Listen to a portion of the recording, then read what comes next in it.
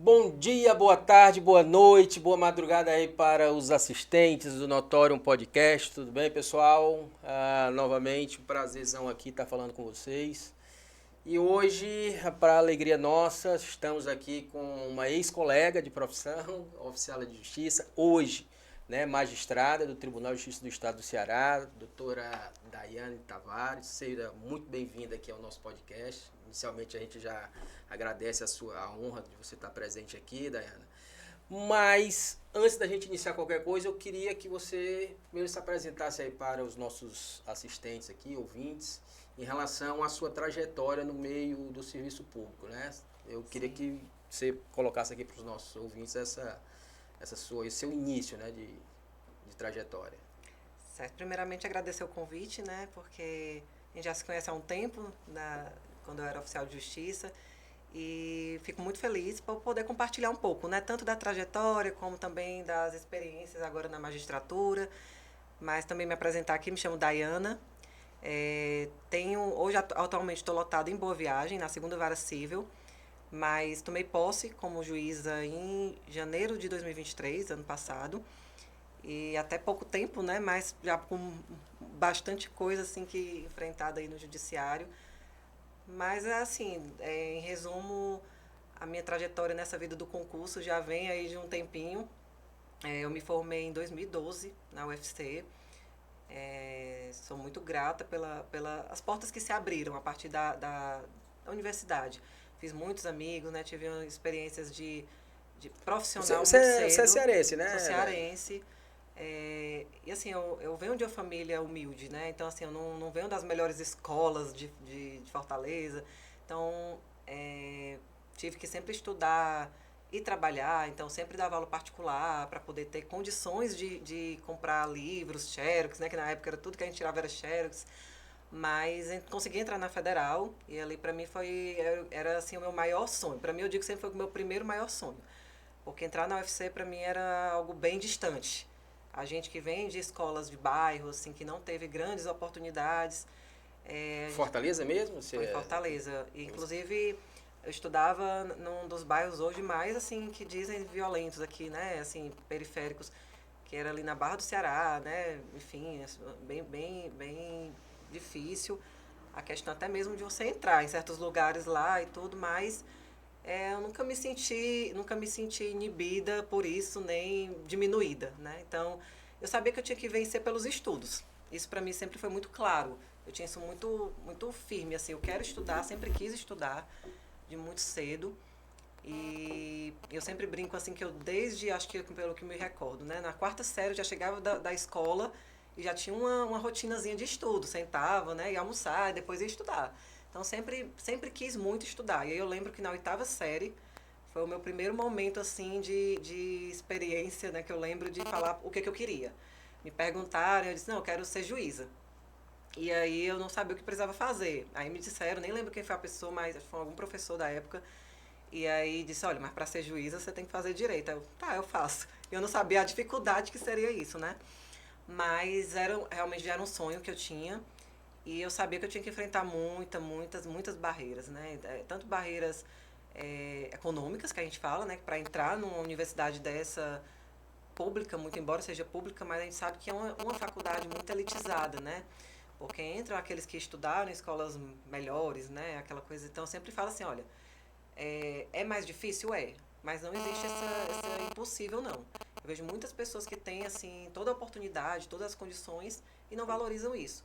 E muitas pessoas que estão se dedicando aí, inclusive estudam em escola pública, né? Sem estrutura, sem esse fomento nos estudos, e conseguem. Então, eu vejo muito que é de cada um, apesar de, quando as portas se abrem, né? Você tem que estar preparado para ela. E foi o que eu fiz. Eu só queria a minha primeira oportunidade. E aí, quando eu entrei na UFC, eu lembro que a primeira coisa que eu buscava era estagiar. Eu disse assim, eu preciso estagiar porque eu preciso ter condições financeiras, porque eu via lá, assim, a maioria das pessoas já chegava às vezes com carro, né? O presente de entrar na faculdade era um carro. E eu não era, essa realidade não era minha, né? Então eu pegava vários ônibus por dia para chegar na faculdade, né? Morava longe, saía de manhã e só chegava à noite, então era bem puxado. E eu lembro que no começo eu dava aula particular de português na época, para alunos de ensino médio, ensino fundamental. E era isso que ia me ajudando. Só que eu queria estagiar logo para poder ter condições financeiras. Isso na faculdade de Direito, não é isso? Isso na faculdade. Logo que eu entrei, eu já dava aula particular desde o curso, que eu fiz 1 ano de cursinho. Ganhei uma bolsa, porque na primeira vez que eu fiz vestibular, eu não passei por muito pouco, né? Minha base toda foi construída, né? Numa escola pequena de bairro, mas aí não tinha cursinho na minha escola. E eu passei na UESP para História. Fiz ainda fui fazer, me matriculei, fiz ainda 2 semestres, mas aí eu percebi que não era o que eu queria de verdade. E aí eu consegui uma bolsa numa outra escola, né, um cursinho, e fui fazer, peguei essa oportunidade e fui estudar. E aí com 1 ano consegui passar na UFC. Então basicamente estava só lapidando ali o que precisava, né? Então foi esse ano para mim foi muito importante porque eu me identifiquei no que eu queria de verdade, porque quando eu cheguei na UES, que era assim, eu adoro história, mas eu não me identificava na profissão. E eu vi, não, o que eu quero é direito mesmo, então tem que continuar. E continuei e deu certo, né? Então ali eu já comecei a dar aula particular porque eu precisava também me sustentar. E aí quando eu entrei na faculdade, eu lembro, né, muito do professor Alexandre Rodrigues, não sei se conheceu ele. Alexandre Rodrigues, filho do Desembargador desembargador Haroldo Rodrigues. Rodrigues. Ele, Gente infelizmente, maravilhosa, partiu muito infelizmente partiu cedo, cedo, né? mas foi, assim, um pai para mim, né? Porque logo no começo da faculdade, abriu um concurso de artigos jurídicos e eu, nessa época, também era até orientada pelo Marcelo Guerra, que é um professor da UFC também. Encontrei com ele até um dia desses agora. E participei dessa seleção e fui primeiro lugar nessa revista Leis e Letras. E aí, o último semestre do professor Alexandre na faculdade, na UFC, foi o meu terceiro semestre. Então, foi o último semestre que ele pôde estar, porque ele adoeceu e se afastou. E eu lembro muito que eu disse para ele, professor, eu preciso muito de um estágio. Aí ele, certo, tenha paciência. Aí ele viu essa minha revista do artigo, gostou muito. E eu lembro que depois me contaram, ele levou para o tribunal, que o pai dele, né, era desembargador na época, já está aposentado, e falou, essa menina é muito boa, e se interessou, e depois logo ele ficou doente, se afastou da UFC, e ele disse, olha, Dani, se surgir alguma oportunidade, eu vou lembrar de você, né? Mas assim, eu não levei muito a sério, porque eu sabia que ele não ia continuar mais na UFC e adoeceu, então ele tinha que cuidar das prioridades, né? Óbvio. Mas aí, incrivelmente, quando chegou no começo do outro ano, sim, ele já tinha saído, tinha passado aquela final de ano, foi logo no começo do ano ele me ligou. E ele já estava se tratando, já tinha viajado para São Paulo, enfim. E aí ele me ligou, ele, Dayana, você tem interesse ainda em estágio? Porque surgiu uma vaga lá no gabinete, se você tiver interesse. Pronto, e ali mudou minha vida, né? Porque aí eu fui trabalhar no Tribunal de Justiça, me identifiquei completamente com o que eu via lá. Então, assim, eu já estagiei em muitos lugares, né? Estagiei na Defensoria, no Ministério Público, no MPF, em vários lugares. Eu queria ter essa experiência. Mas onde realmente eu senti é aqui que eu quero, foi lá. Então, assim, foi a oportunidade que mudou meu olhar sobre tudo e ele foi que abriu essa porta para mim, né? Então, assim, as coisas foram se ficando de uma forma que eu até vi um pouco antes dele partir, né? Mas ele ficou muito feliz, né? Quando ele me viu lá na UFC e viu que eu estava trabalhando lá no tribunal também. Então, assim, foi um momento de muita alegria poder ainda compartilhar isso com ele, né? Então, ele é uma pessoa muito humana. Eu acho que desde essa época eu me lembro tanto que ele era humano. Ele tratava todo mundo bem, conversava com todo mundo, né? Assim, todo mundo adorava ele. E eu levei isso como lição para mim, né? Que eu quero fazer a mesma coisa, quero tratar todo mundo dessa forma, que as pessoas se sintam ouvidas, que ele tinha muita atenção com cada um. E olha que ele era uma pessoa atribuladíssima, cheia de afazeres, professor, era da PGE. Então, assim, um exemplo. Então, sou muito grata a ele. E a partir daí, depois que eu saí do tribunal, eu fui estagiar depois no MPF, que foi até o final da minha faculdade. E nessa época eu ficava assim. Eu sempre gostei muito da parte acadêmica também, tanto é que eu escrevi esse artigo. Mas tive que me desligar um pouco por conta de começar a focar em concurso. E aí vem aquela indecisão, meu Deus, o que eu vou fazer depois que eu me formar? A gente tem essa dúvida, surge essa dúvida, será que eu vou advogar? Será que eu quero concurso, mas como é que eu faço isso? Então vem esse limbo que a gente fala, né? Terminou a faculdade, o que a gente vai fazer? E aí eu já tinha passado na OAB no último ano, antes de me formar, passei.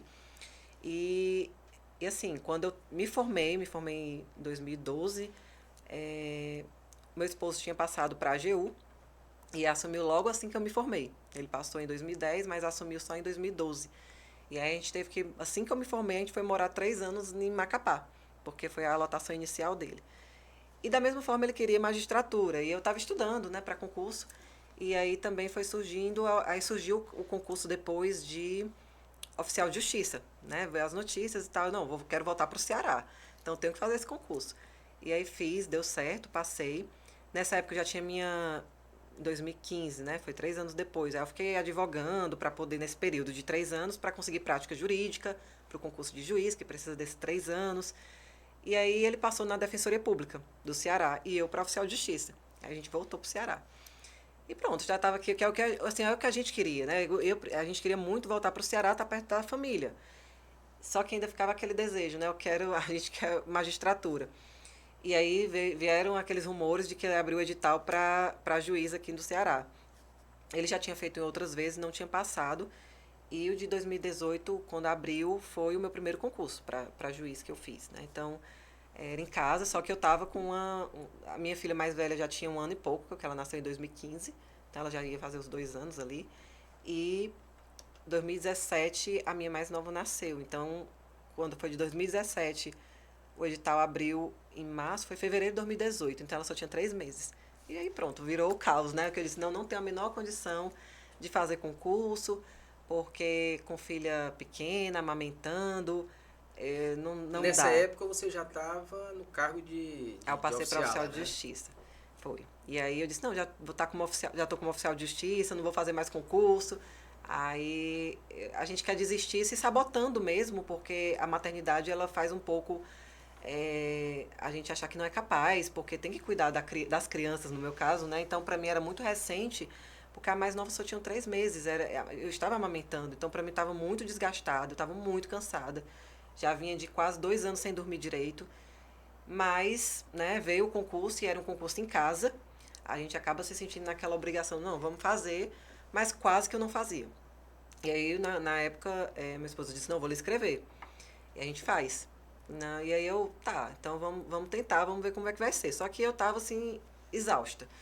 E eu lembro bem que esse período do concurso inteiro foi um período que eu praticamente, literalmente adoeci estudando, porque eu fui passando nas fases e eu não esperava. E a mais nova ia crescendo durante esse concurso, né? Então ela começou ali, tinha 3 meses. E o concurso, quando terminou, ela estava com 1 ano e 7 meses. Então, assim, o concurso durou quase 2 anos, porque o concurso começou em 2018 e terminou em 2019, né? Foi, na verdade, de 1 ano, né? 1 ano de concurso e ela foi completando essa faixa aí de 1 ano e pouco. Então, assim, foi bem puxado, porque são muitas fases de concurso, né? A gente faz aquela prova objetiva, que é aquela geral. Depois vem a fase de discursivas, né? Sentenças, que já é bem pesada também. É o final de semana inteiro de provas. E eles só corrigem uma prova se você passar na anterior. Então, por exemplo, só corrigir a sentença cível se você passar na discursiva. E só corrigir a sentença penal se você passar na cível. Então, era tudo junto, mas... É eliminatório, Isso. né? Cada uma, você só... Era corrigida só Passava outra. para a fase seguinte. A sentença só corrige se você passasse na discursiva. Mesmo fazendo todas juntas no final de semana. Era o sábado da discursiva e o domingo, manhã e tarde das sentenças. E foi isso, a gente foi fazendo, e aí eu lembro bem que quando chegou nesse intervalo entre fases discursivas e prova oral, a gente passa por uma bateria de exames, né? Faz exames, teste psicotécnico, faz exames médicos. E aí foi, pra mim, o limite, que meu corpo já estava assim na exaustão, porque eu já não estava dormindo. Eu dormia cerca de 2 horas por noite, quebrada, porque ela era muito pequena, então acordava muito à noite. E eu não conseguia dormir. Então eu lembro que eu colocava meus pés em água gelada para estudar. Era muito sacrifício. Eu já estava assim, sentindo uma dormência, por não dormir, né? A privação do sono. Eu senti uma dormência da cabeça aos pés. E aí eu procurei, nessa época, a gente tinha que passar por um psiquiatra, para ele dar o laudo e tal. E ele disse, olha, você não aguenta até o final desse concurso, não. Eu disse, doutor, eu tenho que aguentar de qualquer jeito. Aí ele pôs... Aí pra mim foi a virada de chave, realmente. Foi quando ele disse assim, pois vá pra academia. Faça musculação pelo menos 2 vezes na semana, para o seu corpo tentar reagir ao estresse que está passando, porque é como se eu estivesse no ápice da adrenalina todos os dias, né? Sendo como se fosse uma droga injetada ali, porque eu estava tentando aguentar até o final do concurso. E aí eu disse, certo, mas e o tempo para fazer isso que eu não tinha, né? Ele, não, deu um jeito. E aí eu lembro que eu comecei a ir 2 vezes por semana, nesse intervalo ali, final de tarde para de noite.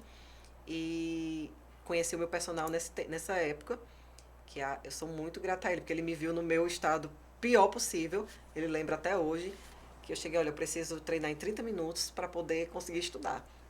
E aí ele passava uns treinos bem intensos, assim, bem cardio, metabólico, para eu conseguir trabalhar mais a questão cabeça mesmo, né? Dar uma liberada, extravasada. E aí eu lembro que eu chegava em casa, colocava as meninas para dormir, e aí quando dava mais ou menos ali 8h30 para 9 horas, era a hora que elas dormiam, e eu ia estudar até meia-noite. E aí meia-noite elas já acordavam. Então eu passava a noite assim, né? Sem dormir. E isso hoje, por exemplo, se eu for tentar ler qualquer coisa sem dormir bem uma noite, a gente nem entende o que está lendo. Mas nessa época, como eu estava ali ligada, O foco eu tinha era bem muito alto. ligado. Muito. Eu nem sei como é que eu entendia, como é que eu decorava, como é que era, porque eu não conseguia estudar, um exemplo, eu não conseguia estudar sentadinha numa mesa, não estudava assim. Então até eu brinco que as pessoas vão procurando muitas condições perfeitas para estudar, mas não existe. Não existe essas condições perfeitas. A gente estuda com o que tem, com as circunstâncias que a gente pode. Então, se hoje eu tenho isso, eu tenho que saber estudar com isso, eu tenho que saber trabalhar com isso. E aí foi onde eu aprendi a estudar com barulho, falta de concentração, com todos os problemas que você imaginar. Porque a gente sofre muita pressão, principalmente por ser mulher e mãe. Então, sua responsabilidade é com seus filhos, né? Vá primeiro estudar, ouvir demais isso. Então, assim, vá primeiro cuidar dos seus filhos, depois você faz o concurso. Como se o concurso fosse algo que fosse acontecer muito rápido. E nesse momento que acontecesse, você estivesse pronta para isso. Por exemplo, até hoje não abriu um novo concurso para magistratura. O último concurso foi o que eu fiz. Então, assim, não dá para a gente confiar no que vai acontecer depois. Então, nesse momento, foi um momento que eu desliguei mesmo, assim, que as pessoas falavam, assim, eu ignorava. Realmente, eu tentava ignorar para poder sofrer menos com isso. Mas era um peso muito grande, porque ao mesmo tempo que você sentia isso, de precisar estudar, existia uma cobrança externa, e se não der certo? Né? Assim, você está perdendo todo esse tempo tendo que estudar, e eu sei que muitas pessoas passam por isso, muitas mulheres, muitas mães, porque antes de eu assumir a magistratura, eu dei aula, mentoria para alunos que estavam estudando para concurso, e muitas eram mães que se identificavam pela minha trajetória e me procuravam para poder organizar um cronograma de estudo, e eu via na pele dela que eu já tinha passado. É muito difícil estudar com a sobrecarga da maternidade. Se a gente não souber lidar bem com isso, não tiver uma rede de apoio.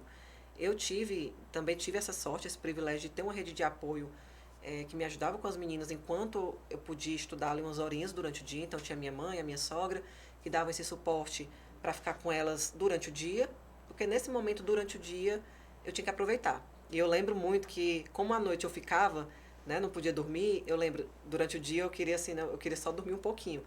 Mas, ao mesmo tempo, como eu sabia que aquele momento era um privilégio que eu tinha de ter, né, alguém me ajudando com as meninas, eu precisava estudar. Então, eu precisava aproveitar aquele tempo de dia que eu tinha para estudar. Então, no final das contas, eu não tinha hora para dormir. Então, porque de dia, se eu tinha ajuda, eu tinha que estudar. E de noite, eu tinha que ficar com elas. Até porque tanto a minha mãe quanto a minha sogra já são pessoas mais velhas, né? Então, não tinha como ficar acordada à noite com criança, né? Então, assim, era algo que eu tinha que aguentar. E eu vejo que muitas mães sofrem com isso e acabam desistindo dos estudos, abandonando os estudos. E isso vale para tudo, dentro da profissão mesmo. A gente às vezes deixa de criar oportunidades, de ter oportunidades enquanto mulher. Por isso que está tendo muito essa questão da paridade no judiciário, né? Está levando muito para o CNJ a questão das mulheres na justiça, paridade, igualdade entre gêneros, porque as mulheres, querendo ou não, sofrem um pouco essa questão da diferença por questão mesmo da própria maternidade. Uma vez que, se eu sou mulher e mãe, eu vou preferir estar perto de casa do que promovendo na carreira, crescendo na carreira, porque acaba a gente se distanciando mais quando a gente vai promovendo, né? Precisa ir para locais às vezes mais distantes para poder crescer e eventualmente chegar aí num cargo mais alto dentro da carreira, do tribunal, por exemplo. Então, você acaba abdicando dessas situações para você ficar cuidando mais dos seus filhos. Então, isso não acontece muito com o homem. Né? O homem acaba indo, né? até fortalecido isso pela própria família. Vá que a gente cuida. Então, assim, a gente precisa um pouco entender e fortalecer também essas mulheres. Não, as mulheres também têm o direito. Têm o direito de trabalhar, de conseguir ocupar os espaços. É por isso que hoje a gente vê uma questão muito clara que as mulheres não têm essa quantidade ainda expressiva nos tribunais superiores, né? Vamos ver lá no STJ, STF, enfim, nas carreiras, nos cargos de poder, né? Na cúpula, ainda tem poucas mulheres representando, porque geralmente essas mulheres tiveram que abdicar da sua profissão ou de um crescimento profissional para cuidar de casa, da família, das crianças. E aí eu me vi nessa situação nesse momento. Será que eu desisto? Eu não vou fazer porque eu estou perdendo também uma fase das minhas filhas, porque eu poderia estar ali mais presente, mas estou tendo que me desdobrar para poder estudar e cuidar. E isso é uma sobrecarga muito pesada, porque diversas vezes eu me via chorando, estudando, via minha filha pequena pedindo atenção e eu estudando com ela no colo, ou então colocando ela para dormir. Eu estudava, como eu disse, eu não estudava numa mesa, eu estudava pelo celular, pelo tablet, para conseguir ficar com ela, amamentando, ou então colocando para dormir enquanto eu resolvia questões pelo celular. Então, assim, quando a gente vê que esse mundo perfeito, de preparação perfeita, não existe, a gente bota os pés assim na realidade, a gente começa a entender que a gente precisa enfrentar.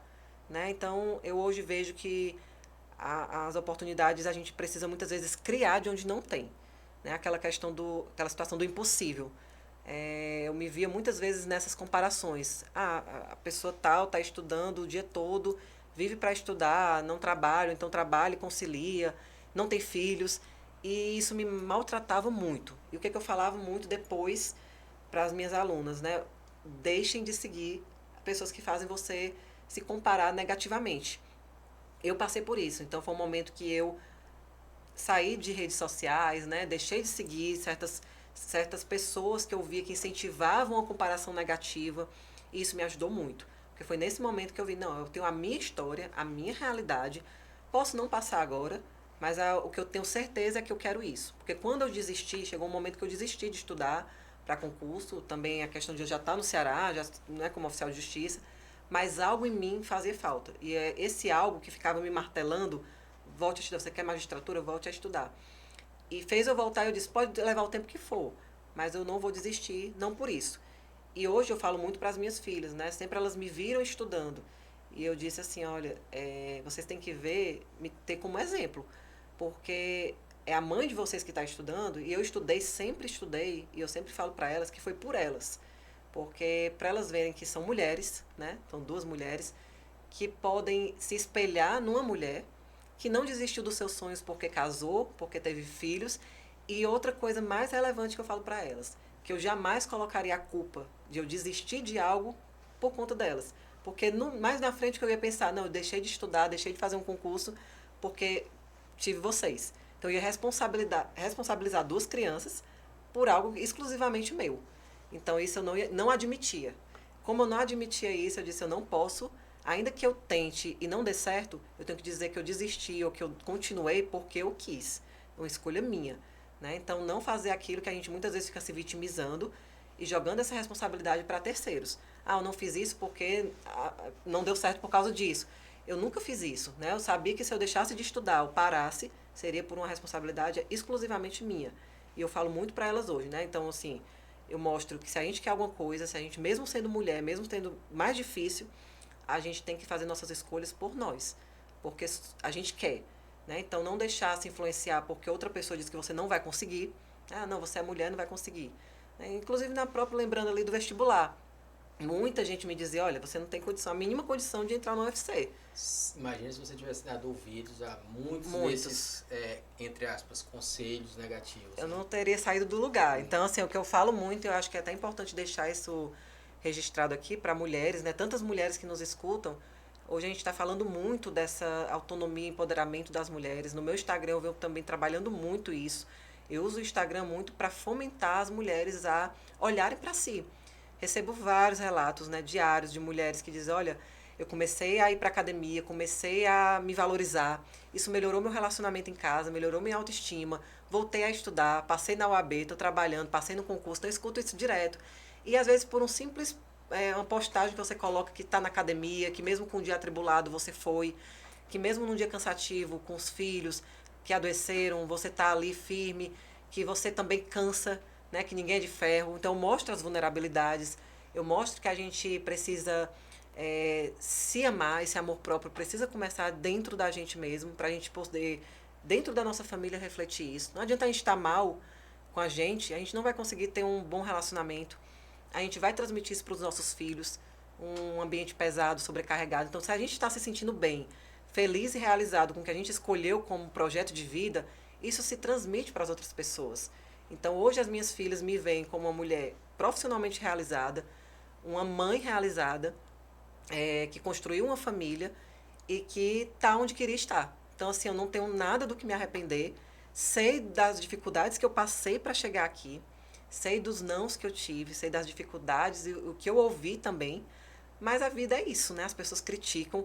E hoje eu também penso muito que muitas das críticas que a gente escuta são pessoas que são de pessoas que, não é nem julgando essas pessoas, mas foram de pessoas que deixaram seu sonho em algum momento de lado, que esqueceram que, ou então deixaram de lutar por aquele sonho, acharam que era impossível e quis refletir uma frustração dela em você.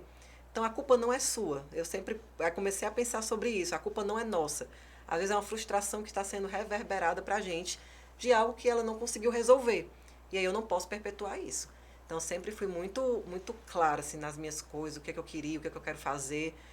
E agora eu já estou em outro momento, com outros objetivos, né, com outras ideias, agora trabalhando dentro de um cargo que não tem nada de sobrenatural, porque as pessoas ficam, juíza, não tem nada, é só um cargo. Eu acho que pela minha história, até tentei trazer isso um pouquinho do começo, pela minha história de vir de uma família humilde, né, que nunca teve tantas condições sociais, que passou por dificuldades financeiras, que muitas vezes não tinha nem livro para estudar, que andava de ônibus, vários ônibus por dia, passava por terminais, chegava 11 horas da noite em casa.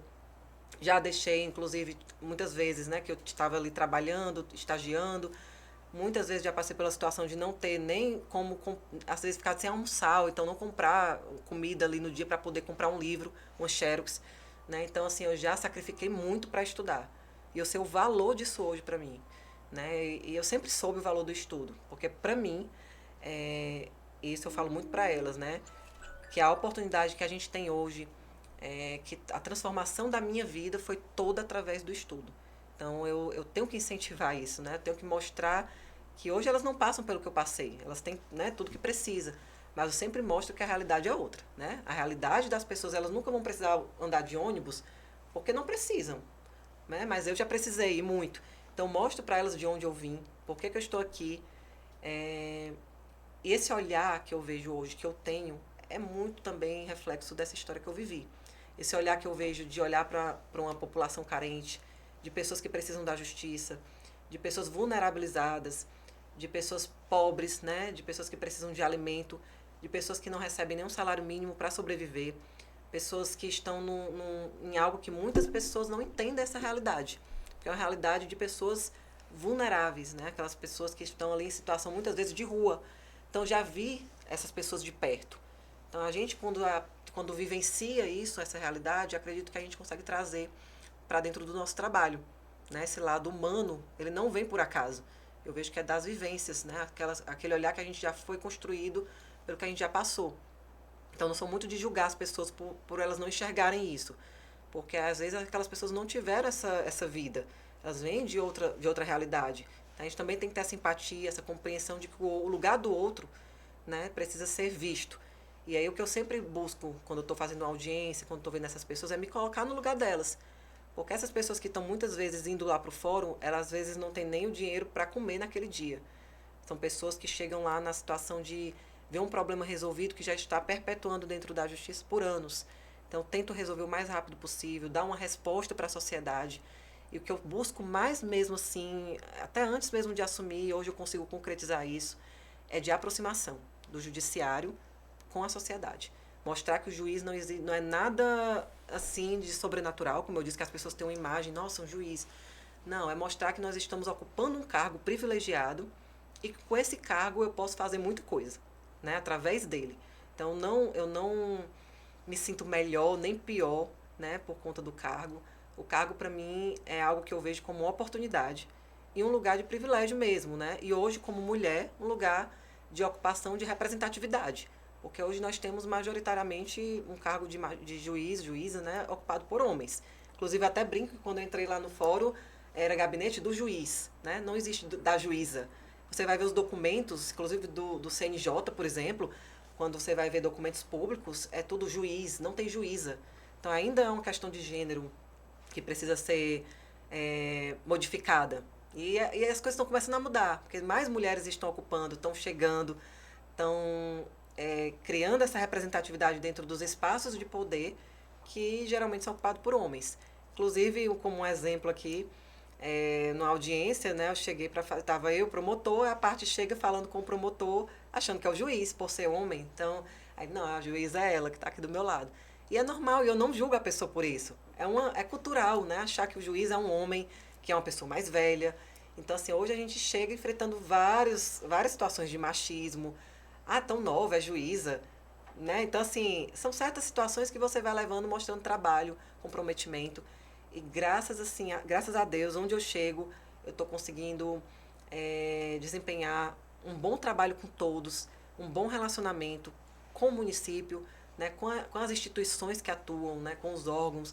A gente chega numa cidade pequena, num município pequeno, e eu já chamo logo todo mundo para conhecer o que precisa, o que está faltando, o que a gente precisa melhorar, o que está acontecendo com essas, por exemplo, sou juíza de infância e juventude também, então o que está acontecendo com essas crianças, adolescentes passando por situação de vulnerabilidade, passando por, aqui no Ceará, demais, né, situações de abusos, violência sexual, crianças sendo violentadas muito cedo, muitas vezes por omissão da própria mãe, então é um trabalho contínuo e é uma responsabilidade gigantesca, mas que depois de toda essa trajetória, chegando aqui hoje, é onde eu me sinto plenamente realizada, mesmo com toda a responsabilidade, dificuldades que nós temos, né, enfrentamos no interior, que temos muitas, com fórum, com estrutura, com segurança, mas é onde eu me sinto plenamente realizada. Então, eu posso dizer que hoje, né, eu vejo que valeu a pena cada sacrifíciozinho desse que passou lá atrás.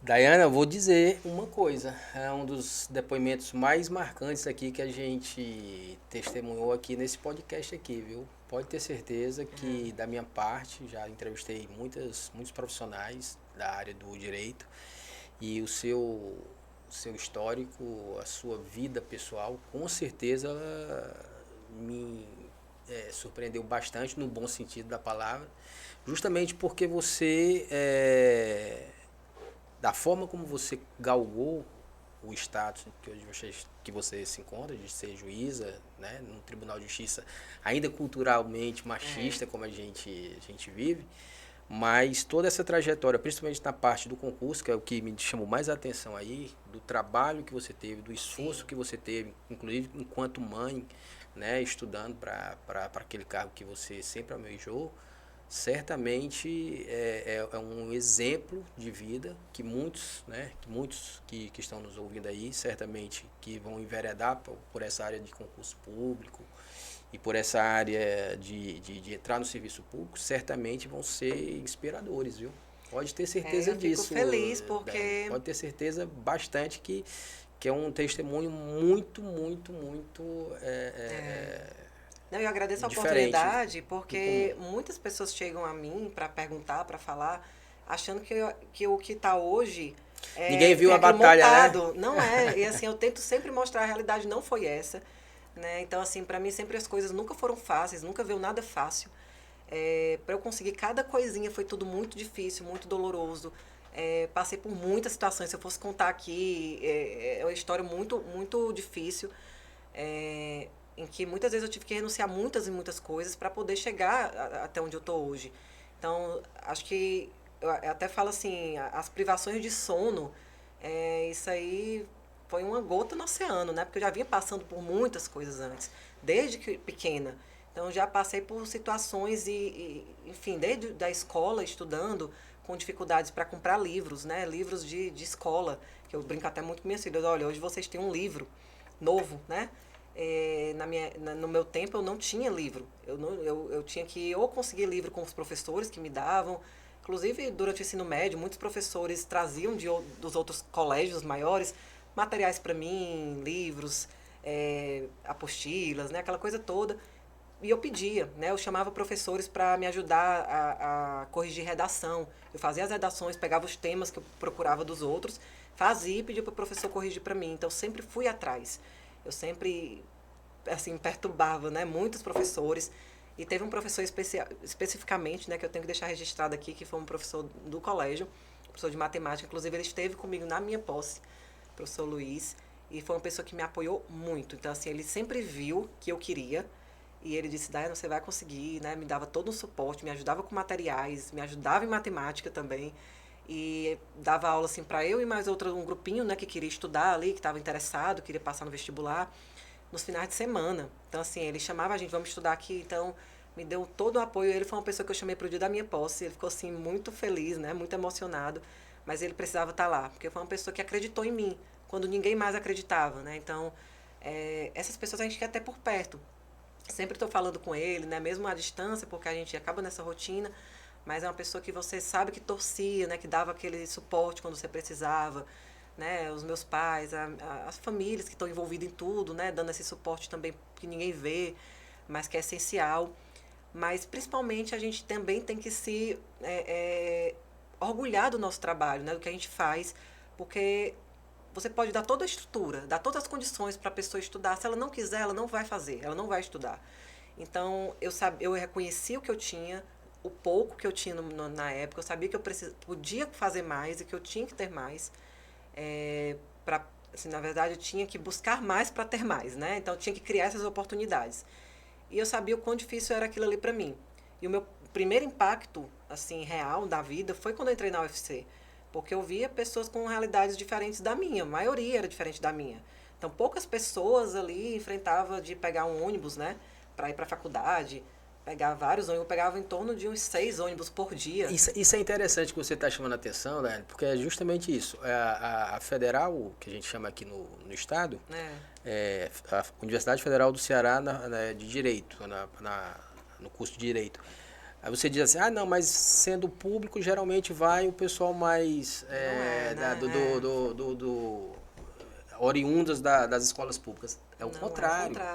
Justamente quem teve a condição, quem teve, né... E a Faculdade de Direito aqui é conhecida, né? É uma das mais elitizadas aqui. Dos Enéas, eu acho que é um dos índices de pontuação mais altos que tem no Brasil todo para você passar, para vocês verem o esforço que a Daiane teve justamente de adentrar numa universidade bem concorrida e bem qualificada. Né? E dentro da faculdade mesmo, essas outras complicações que vêm junto, porque... A gente vê pessoas... Eu gosto de falar dessas situações hoje, porque já passou também, né? Então, pode dizer. Mas eu me sentia no começo um pouco mal. Eu não conseguia comprar livros. Os livros eram caros. Um livro era de direito penal, era R$100. Na época era caro, muito caro. Então, não tinha esse dinheiro. Eu passava o dia todo... Eu ia para a faculdade de manhã, assistia algumas aulas, almoçava por ali mesmo. Às vezes, quando eu comecei a estagiar, no terceiro semestre comecei a estagiar, que eu queria estagiar o mais rápido possível para poder ter essa fonte extra, né, esse dinheiro extra. E eu já ia para estágio e já tinha que voltar de novo para a faculdade para poder fazer as cadeiras da noite, que eu queria logo agilizar, né? Muito embora a gente tenha aqueles 5 anos para fazer, eu queria diminuir esse tempo, para não conseguir, porque no último ano eu fiquei mais livre para fazer monografia, fazer o AB. Mas eu me esforçava muito. Nem conseguia acompanhar os colegas que saíam e tudo, né? Não dava para sair com ninguém, assim, porque a minha prioridade realmente era o estudo e eu já saía da faculdade e terminava 10 horas da noite. Então, para mim, já era um horário muito tarde. Então, eu ainda tinha que pegar ônibus para poder... Desse ônibus que passava ali esqueci até a rua ali, que era ali na Faculdade de Direito, né? Que tem a Metão de Alencar. Metão de Alencar, pois tem aquela universidade. Pois passava lá, eu tinha que ir para o terminal Antônio Bezerra para pegar um outro ônibus para chegar na minha casa. Isso eu chegava já perto de 11 e pouco da noite, já para dormir. Muitas vezes eu dormia em cima do livro, que eu chegava tão cansada. Então, assim, foi um período de muito sacrifício mesmo. Aí passei depois na cultura, né? Fiz cultura, que era ali também tudo na mesma rua. Já saía de um ia para outro, então não parava. E nesse tempo também, no começo eu ainda estava dando aula particular, então eu tinha que me deslocar para esses alunos. Aí depois eu já não estava conseguindo mais dar conta, porque eu comecei a estagiar, né, em 2 lugares às vezes. E aí já fui para o tribunal, que o tribunal já era mais distante, no Cambeba, então ficava muito longe da faculdade. E aí já era mais tempo, né? Então, assim, meu dia era desse jeito. Bem era desse jeito. Né? Então, era de um canto para o outro, estudando, trabalhando. E isso eu tenho certeza que não acabou quando você entrou no serviço público. Eu acho que é o contrário, né? Você já iniciou aqui, voltando um pouco Vamos aqui lá pro trabalho. na questão.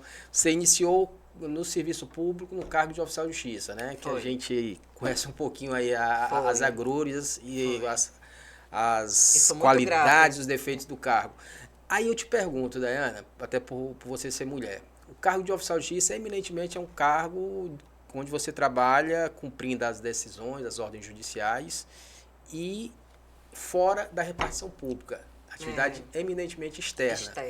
E aí, com certeza, acredito que você deva ter passado por algumas situações meio complicadas, ou não sei como foi a sua trajetória, mas aí eu queria só rapidamente que você mencionasse essa sua passagem rápida aí pelo cargo de oficial de justiça, antes da gente entrar na parte da magistratura. Não, aqui. Eu sempre falo que eu sou bem tagarela, né? Então eu começo a falar, não paro. que é isso, aqui não tem hora para acabar não. Aqui... Mas é bom que a gente faz um resumo geral e depois a gente combina outros momentos para falar mais específico.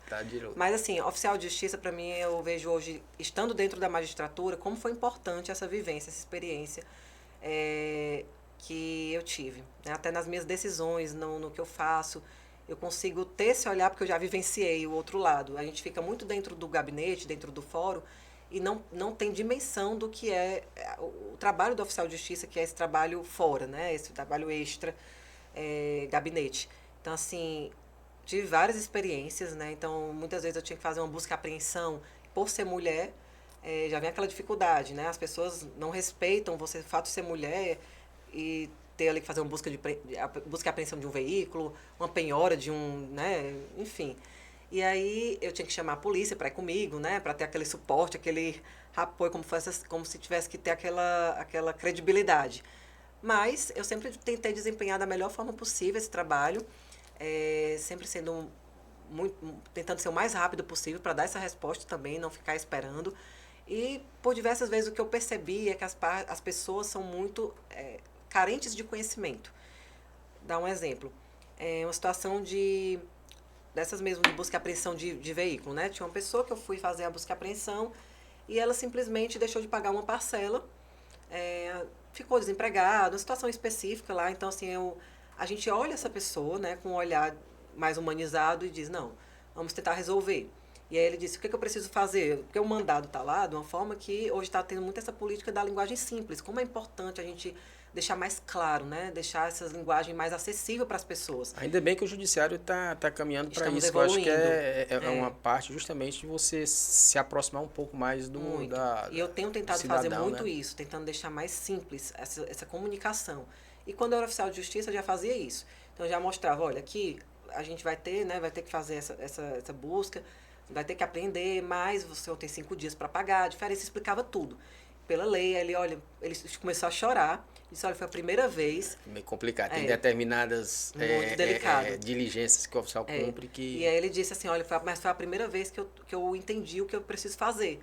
Porque muitas vezes chega e intima, ou então cita, ou então pega o bem, e a pessoa simplesmente não sabe o que fazer. Até porque ela não tem condições de um advogado, naquele local não tem um defensor público, né? Porque no interior do Ceará a gente sabe que agora está começando a entrar mais defensores para dar esse suporte.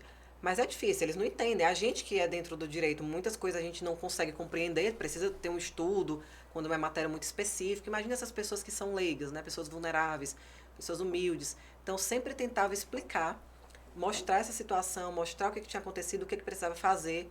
Então, perdi um tempo nisso, mas as pessoas sempre elogiavam isso, né? Porque estavam entendendo, estavam sabendo o que precisava fazer, onde procurar. Tu precisa procurar um advogado, precisa procurar a defensoria.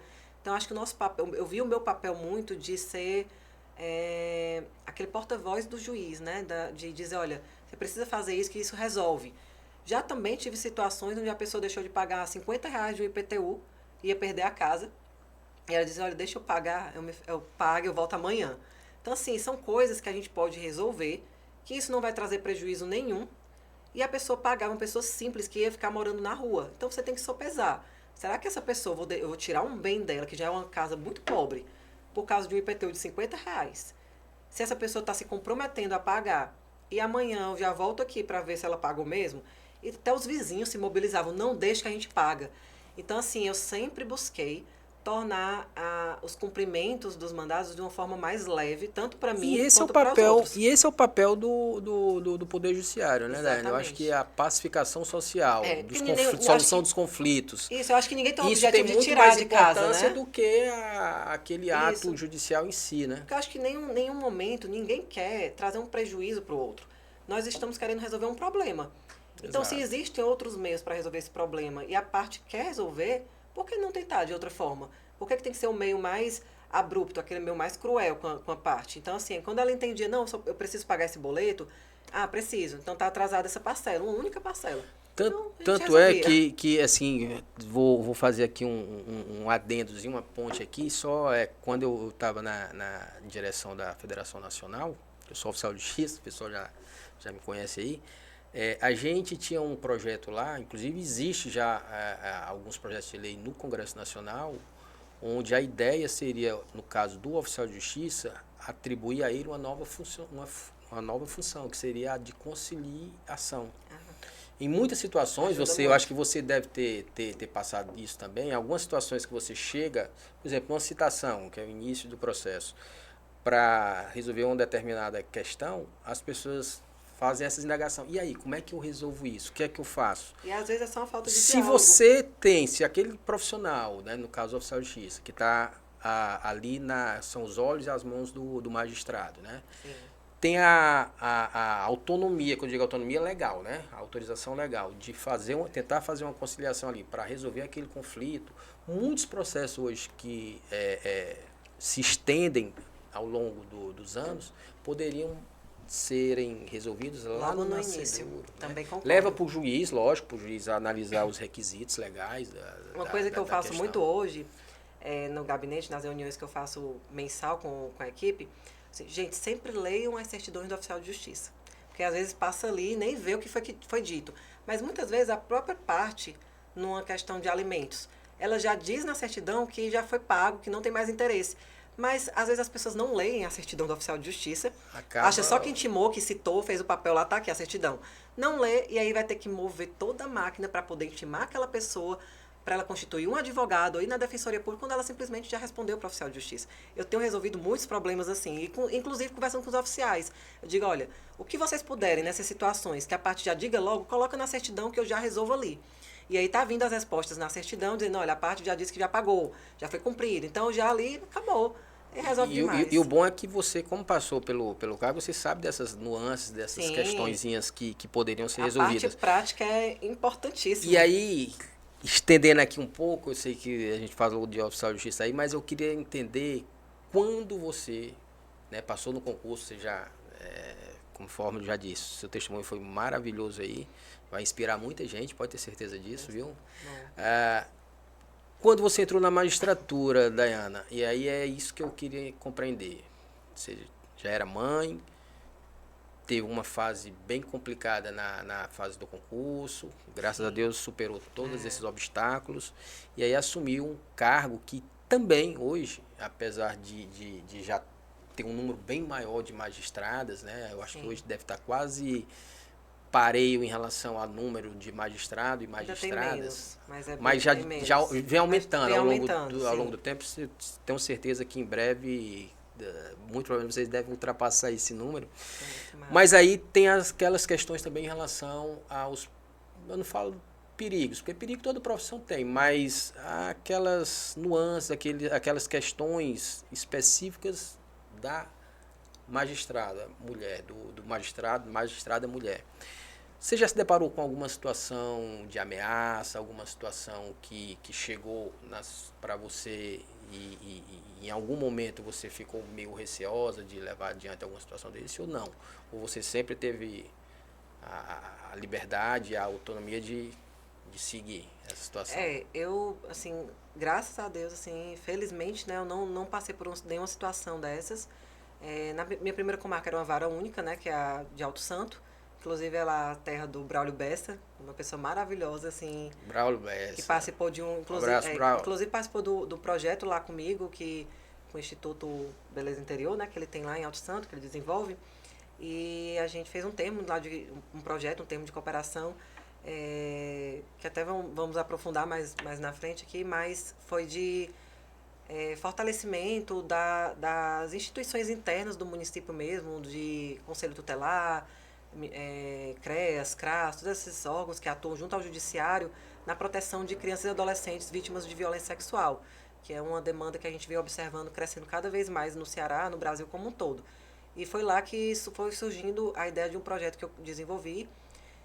Mas assim, enquanto magistrada mesmo, eu não tive nenhuma situação específica de ameaça. Eu sempre consegui desenvolver meu trabalho de uma forma muito séria. Então assim, eu tenho muito... sou muito firme nas minhas decisões, nas minhas sentenças, principalmente quando se trata de proteções, né, de pessoas que necessitam da justiça ainda mais de uma forma efetiva, principalmente pessoas vulneráveis, né, crianças, adolescentes, idosos, essas pessoas que têm a sua dignidade ali muitas vezes violada. Então eu venho fortalecendo muito isso dentro do município e tenho trabalhado assim de uma forma bem, assim, me sinto bem livre para trabalhar, não me sinto questionada nas minhas decisões e nem ameaçada por isso, né? Em nenhum momento, e olha que eu já fiz decisões bem polêmicas, mas não me sinto. A gente enfrenta hoje no Ceará uma situação de problema de violência, né? Em Boa Viagem, recentemente, passou por assim, está enfrentando facções. Então, Boa Viagem estava passando por uma situação bem problemática, inclusive teve várias operações lá com polícia, né? E Ministério Público atuando, mas já está dando uma amenizada. Nesses momentos a gente se sente mais inseguro enquanto cidadão, né? Muito como magistrado, né? A gente fica com medo, mas é um medo que eu teria independente de ser juíza. Não é um medo que eu me sinta ameaçado pelo que eu estou exercendo. Na verdade, é um medo como cidadão, como qualquer um se sente, por estar no meio de uma situação em que está tendo um conflito, uma guerra entre facções, onde a gente está vivendo, e isso é geral. Mas, especificamente, quanto à minha atuação, não. Eu tenho conseguido desempenhar um trabalho da forma como eu quero trabalhar, conseguindo fazer decisões que eu acho que é para fazer daquela forma, e aí, tanto os advogados respeitam muito, as partes respeitam muito, e os advogados, principalmente, que estão atuando ali nas causas, né? Que pode fazer, que é recorrer, né, impugnar, discordar da sentença, mas sempre de uma forma muito pacífica. Nada que eu me sinta ameaçada nem violada de nenhuma forma, não. Bem tranquilo. Beleza. Aí eu te pergunto, em relação à expectativa que você tinha em relação à magistratura e à realidade, Sim. houve aí como é que a gente pode dizer, uma conciliação entre essas duas situações ou houve alguma É importante até contradição falar isso, entre isso? porque Entre a gente, expectativa sim, e a realidade do dia a dia. porque quando a gente está estudando para concurso, a gente tem uma expectativa diferente, né? O cargo, que é tudo assim perfeito, que a gente vai chegar lá, tá tudo montadinho para a gente, e não é nada disso. A gente chega, assume no interior inicialmente, né? Nossas lotações no interior, vai passando pela entrância inicial, intermediária, até chegar aí no futuro, na final, né? Fortaleza, região metropolitana, enfim. Mas assim, o que a gente é pego de surpresa com essa realidade que a gente enfrenta assim que chega é uma sociedade carente de justiça, né? E uma falta de estrutura, muitas vezes, do próprio prédio em si, né? Das questões que estão se transformando ainda, né? Tem os projetos de reforma de fórum, que o tribunal está agora enfatizando muito, né? De reforma, de dar segurança. Então, essas questões estruturais pesam um pouco também, porque a gente acha que está tudo ali 100% para a gente chegar, mas não é assim, a gente vai ter que organizar aquilo. A gente também entra com a expectativa de que vai sentar no gabinete, vai ficar fazendo os processos bonitinhos, né, coisas de gabinete, só julgando, e a gente mal consegue parar para fazer. Funcionários, tudo no seu número correto, tudo. Não temos essa realidade. O pessoal não lembra, mas assim, só estamos passando também aqui, né, Ana? Há uma diferença muito grande entre a Justiça Estadual e a Justiça Federal, né? O pessoal fala tudo, porque a Justiça Federal, os processos tramitam de forma mais ágil e tal. Só que lá, há algum tempo atrás, a gente tinha uns números do próprio CNJ, os servidores internos, né, analistas, técnicos, enfim, o pessoal que trabalha interno, né? Em média eram 18 servidores por magistrado na Justiça Federal. No caso da nossa Justiça Estadual, e a gente sabe de todo o esforço que as administrações e tribunais fazem, mas ainda assim hoje esse número não chega a 4. No meu só tem 5, aliás, desculpa, não chega a 5, 4 e alguma coisa, não chega a 5. Complicado. E assim, hoje está tendo a questão e é uma complicação grande. Do CNJ, que nós temos a maioria formada por cedidos, nós não temos servidores efetivos.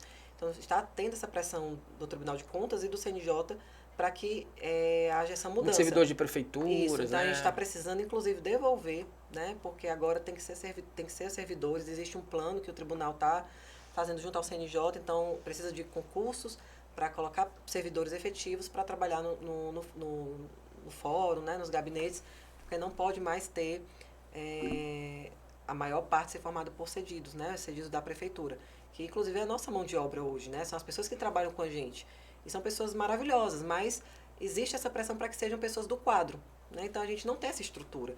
Então a gente tem que fazer tudo, né? A gente tem os nossos assistentes, mas a demanda do judiciário é gigantesca, então a gente precisa, né, trabalhar muito, isso que é normal, mas assim, a gente precisa trabalhar muito sem a estrutura adequada para esse tanto de processo que a gente tem. É como se não batesse, né? Não é proporcional.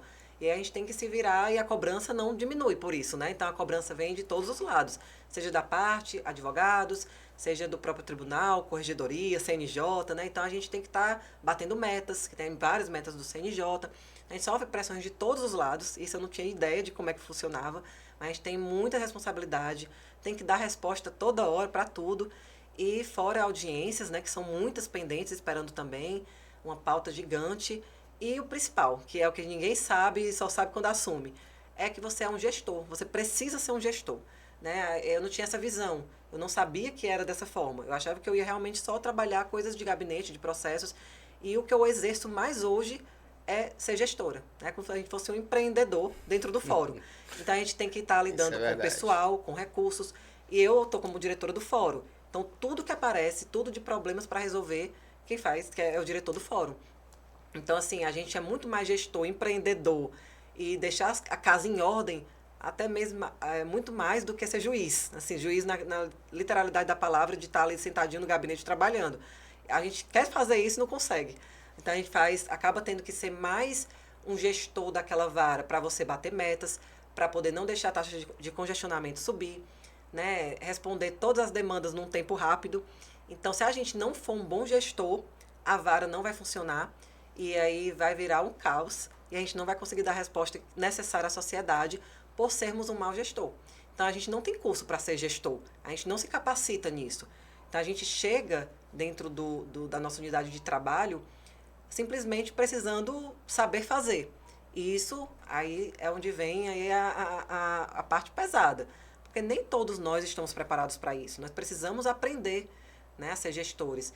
Porque lidar com o ser humano não é fácil, né? Lidar com pessoas não é fácil. Se a gente não tiver uma sensibilidade, não tiver esse olhar para essa pessoa que trabalha com a gente, nós vamos tornar aquele ambiente um ambiente ruim de trabalho. E eu tento hoje, o máximo possível, valorizar as pessoas que trabalham comigo. Que elas se sintam felizes por estar lá, mesmo com a demanda alta, né? A sobrecarga de trabalho. E eu gosto sempre de lembrar, quando eu estou nas reuniões com eles, falar assim, hoje nós temos uma responsabilidade muito grande, processos, demandas que não param de crescer e a gente precisa dar conta. Mas, né, eu sempre levo esse mais, porque eu vejo assim, nós estamos ocupando cargos privilegiados. Nós estamos em espaços que muitas pessoas gostariam de estar. E isso me traz um conforto, assim, que não tem nem palavras para descrever. Porque o que eu vejo hoje, que eu falo para eles, né? Vamos citar exemplos de trabalho pesado, né? Quando a gente passa aí nessas estradas que a gente tem aqui, cheia de buraco, né? E ver pessoas ali no sol quente, trabalhando ali dia e noite para consertar aqueles buracos, né? Trabalhando com mão de obra pesada, né? Essas pessoas, sim, que eu falo que são pessoas que estão no trabalho pesado, que ali não tem opção, muitas vezes, é a sua sobrevivência. Pessoas que estão na rua, né? Que não têm onde dormir. Eu, quando passo qualquer lugar que tiver pessoas assim, a gente sempre ajuda, mas eu sempre gosto também de mostrar para as minhas filhas, olha a situação dessas pessoas, para elas olharem, porque muitas vezes as pessoas nem olham. Eu mando, olhe, uma criança precisando de comida, uma criança precisando não ter onde dormir, não ter uma cama, não ter uma casa, dorme debaixo de sol, de chuva, né? Precisa de um trabalho qualquer que seja. Muitas, assim, a gente não pode ficar cega para essa realidade. Muitas famílias que estão no maior número de vulnerabilidade possível tem que se prostituir para poder sobreviver, né? Então, o que essas pessoas estão passando? Isso sim, eu considero algo que é difícil, né? Que pode fere a dignidade muitas vezes. O nosso trabalho é uma responsabilidade, é um trabalho de sobrecarga, de metas, de desafios, mas todo trabalho é assim, né? Seja numa empresa privada, vai ter tantas metas ou mais que isso, né? Então, eu sempre coloco esse outro lado para a gente não esquecer e não só reclamar, né? Não reclamar que a gente está num lugar hoje de privilégio, ocupando espaços de privilégio.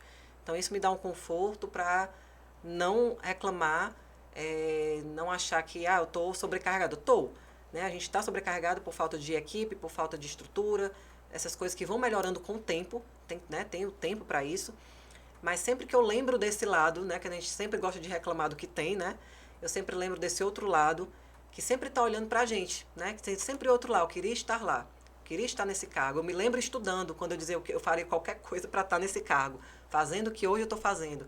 Então, não me dou o direito de reclamar, porque eu sei que o lugar que eu ocupo hoje, independente da situação que existe, eu sei que eu posso fazer, posso resolver, e eu me sinto, mesmo com todas essas dificuldades, como eu tinha dito, eu me sinto num lugar onde eu posso fazer aquilo que eu sempre quis fazer mesmo. Um lugar que eu posso utilizar esse cargo para fazer justiça, para chamar as pessoas para estar junto comigo, porque as pessoas acreditam, né, no judiciário, elas fortalecem quando você chama, a juíza está chamando. Então, eles se unem com você, como eu faço lá no interior. Chamo o Conselho Tutelar, chamo o CREAS, chamo todo mundo, a rede de assistência do município, delegado, promotor, e todos vêm juntos. Diz, olha, eu quero fazer esse projeto para a gente melhorar a situação de violência sexual aqui no município. Vamos fazer isso, isso e isso. E todo mundo vai junto. Eu vejo que se hoje eu não estivesse ocupando esse cargo, será que eu conseguiria fazer isso? Provavelmente não. Né? Juntar essas pessoas, essas instituições e dizer, vamos fazer dessa forma, vamos melhorar isso? Provavelmente não. Então, eu vejo que o cargo que eu ocupo hoje me faz ter essa visão humanizada, né? Me permite utilizar essa visão humanizada que já vem aí dessa trajetória para fazer justiça, para poder melhorar um aspecto social, que eu sei que é um papel do executivo, mas que agora com o CNJ fortalecendo que o juiz, ele não é um juiz de gabinete, é um juiz que está atento às demandas sociais, aos problemas sociais. É exatamente esse juiz aí que eu me vejo. É essa pessoa que está atenta, que quer resolver a causa, o problema, e não só receber as demandas, os processos e julgar. Eu vejo que isso é o papel, mas eu sei que por trás disso existe uma causa. E é essa causa aí que eu fico buscando resolver. Porque eu sei que se eu resolver isso, eu diminuo as demandas que chegam para a gente no judiciário. E aí vai tirando essa sobrecarga e essa imensidão de demandas que muitas vezes não eram nem para chegar no judiciário, na verdade. Dayana, e assim, para a gente ver essa questão da magistratura, para a gente passar para o ponto seguinte aqui, eu vou te fazer uma pergunta que eu não sei de que forma você vai compreender, mas, enfim.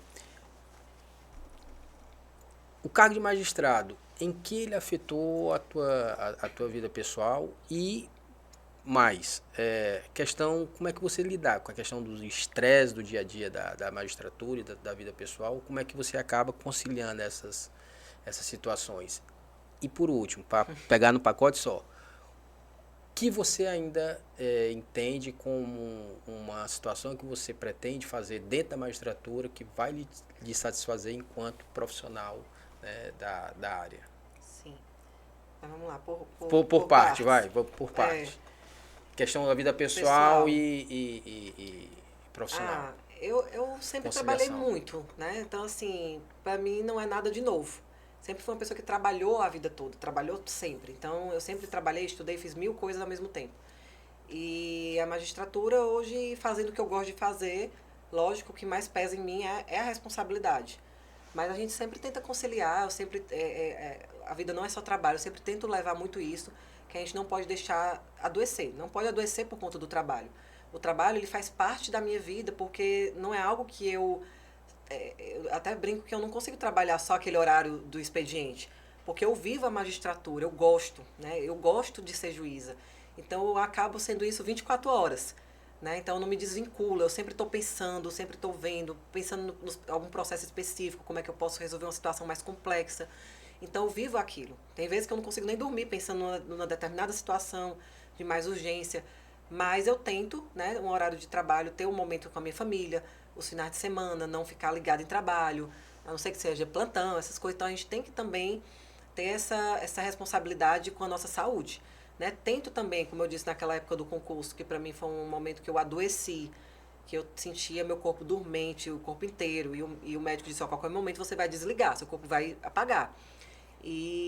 Porque eu estava num nível de estafa muito alta. E nesse momento, quando eu comecei para academia, mudou. Eu ia entrar em remédios pesados, que diz o psiquiatra que eu ia ter que entrar em medicamentos mesmo pesados para conseguir recuperar minha saúde ali, né? E foi na atividade física que isso mudou. Então, quando terminou o concurso, fui aprovada, eu me prometi que eu ia fazer atividade física todos os dias que eu pudesse. Né? Então, assim, hoje é difícil conciliar porque eu estou no interior durante a semana, mas quando aqui sempre que lá também eu não estava muito indo por conta dessa questão das facções, que estava tendo esse problema todo, mas tem academia também no interior, né? A gente vai para academia. Quando eu tô aqui nos finais de semana, que minha família é de Fortaleza, né? Então eu fico vindo, e aí no final de semana eu tô treinando, passo mais tempo, né? Então faço mais coisas. Treino sábado, domingo, feriado, para mim isso não tem problema, eu gosto. E não só por gostar, mas porque mudou minha saúde. Então, assim, as pessoas falam, tu já sempre treinou, não treinava. Outra coisa, um ponto importante. Eu era sedentária, né? Era a pessoa que não fazia atividade física, não comia mal, mas não seguia uma dieta. E, e vi que como meu corpo mudou, como minha cabeça mudou quando eu comecei a me cuidar. Então, a atividade física foi o meu remédio. E hoje é o que me salva, literalmente, é minha válvula de escape para aguentar a rotina puxada que eu tenho. Então, assim, dia de audiências, pesado, o pessoal fala, depois da audiência tu consegue ir pra academia, eu tenho que ir. É o meu momento comigo mesmo, é o momento que eu tento, que eu não quero pensar em problema, que eu não quero pensar em nada que está acontecendo ao meu redor. É um momento que está lá eu e eu mesma, sozinha, treinando, sem ninguém. Então, assim, é um momento para eu me conectar comigo, para eu cuidar da minha saúde. E o reflexo que vem a questão de estética, de corpo, isso é um mero reflexo, mera consequência. Mas só o fato de eu não ter precisado entrar em remédios, ter conseguido recuperar minha saúde, que estava bem fragilizada por conta do concurso, sem dormir, a maternidade, né, que a gente já sabe o quanto esgota uma mulher, a questão da maternidade. Então, tudo isso aí me fez ver o como é importante eu cuidar de mim primeiro. Então, o que adianta eu me sacrificar tanto assim, só trabalhar e esquecer de cuidar da minha saúde? Se eu adoecer, eu sempre até falo isso, se eu adoecer vai vir outro e ocupa o meu lugar. Né? As pessoas passam. Né? Então, assim, eu preciso me cuidar, preciso estar bem física e mentalmente para conseguir desempenhar o melhor trabalho possível. Preciso entregar um bom trabalho. Mas se meu corpo estiver doente, estiver necessitando de remédios, de descanso, como é que eu vou conseguir trabalhar? Né? Como é que eu vou conseguir cuidar das minhas filhas? Como é que eu vou da minha família? Não vou conseguir. Então, hoje o que eu vejo que eu posso cuidar e tem melhorado para meu relacionamento pessoal, com amigos, com tudo, é me cuidar. É um reflexo básico. As pessoas acham que cuidar de si, priorizar você é um egoísmo. E é o contrário. Quando você cuida de si, quando você pensa na sua autoestima, quando você pensa que precisa estar bem mentalmente, fisicamente, o resto melhora. É uma consequência lógica. A gente quer inverter. E acaba trazendo para o profissional Isso, todas as com benesses certeza. dessa questão pessoal. Então, isso aí, para mim, a atividade física é diretamente proporcional. Então, as pessoas muitas vezes não vão porque dizem, não tenho tempo, não vai dar certo. Arranje um tempo. Né? Ou vai muito cedo antes de começar a rotina de trabalho e tudo, ou vai depois. Né? Eu, muitas vezes, já fui para... Eu não consigo durante o dia, eu vou 8 horas, 9 horas da noite, exausta, cansada, querendo dormir, mas não abro mão. Porque eu sei o quanto benefício isso me trouxe na época que eu mais precisei e o quanto isso é importante para mim hoje, para conseguir desempenhar um bom trabalho. E tem me ajudado muito, sem dúvidas. Maravilha, Diana. E aí, eu vou até emendar a que te ficou. Sim, a próxima pergunta. A próxima, que é justamente em relação, dentro da magistratura, aquilo que lhe satisfaz enquanto juíza, né? E aí, nesse ponto, a gente tomou conhecimento, eu queria até que você relatasse aqui para os nossos ouvintes e assistentes, justamente dos projetos que você tem, né, em relação ao que você está dando de contribuição, além do cargo de magistrado, para a sociedade, né, para o judiciário brasileiro como um todo. Eu queria ver esse projeto que você tem em relação ao núcleo. Enfim, eu queria que você relatasse melhor isso aí. Certo. Até porque não dá assim para aprofundar muito, mas assim, em resumo. Tá. A magistratura, quando eu entrei, eu já me vi ligada a essas questões sociais. Né? Isso é inerente a mim. Eu já vejo que isso não consigo largar. Então, para mim, a magistratura não é só dentro do gabinete. Né? Não sou essa juíza de gabinete exclusiva. Eu sou essa, como eu falei, né, essa juíza realmente que é uma dessas metas do CNJ de trazer esse juiz mais humanizado, mais atento às demandas sociais, mais próximo da sociedade. Tirar essa distância, que eu mesmo pergunto para as partes quando eu estou conversando, eu vou para palestras em escolas desses projetos que eu venho desenvolvendo, e aí eles falam, olha, eu nunca vi um juiz de perto, né? Nunca vi uma juíza de perto, uma mulher juíza. Então, tirar um pouco desses tabus, desses mitos, desses juízes que está num altar, né? Aquela questão bem distante. Não, eu tento mostrar que nós somos pessoas com problemas reais, que estamos ali exercendo um cargo de alta relevância, mas que é em prol deles, né? A gente está ali trabalhando para servir. Nós somos, antes de ser juiz, um servidor público. E às vezes a gente esquece isso, né? Mas eu não esqueço. Eu tento sempre lembrar que eu estou ali como servidora pública para servir, né? Então, quando eu lembro disso, a gente já começa a colocar nosso papel de humildade antes, né? Então, talvez por essa minha história, né? Essa questão toda que eu já passei, por essas vivências, esse olhar que eu tenho sobre a realidade, que já é um olhar mais humano mesmo. Eu fui criada assim, né? Para ter esse olhar mais sensível. E não foi diferente. Quando eu entrei e eu vi, dar o exemplo em Alto Santo, quando eu cheguei, muitas demandas, muitos processos de violência contra criança e adolescente. E foi algo que me assustou.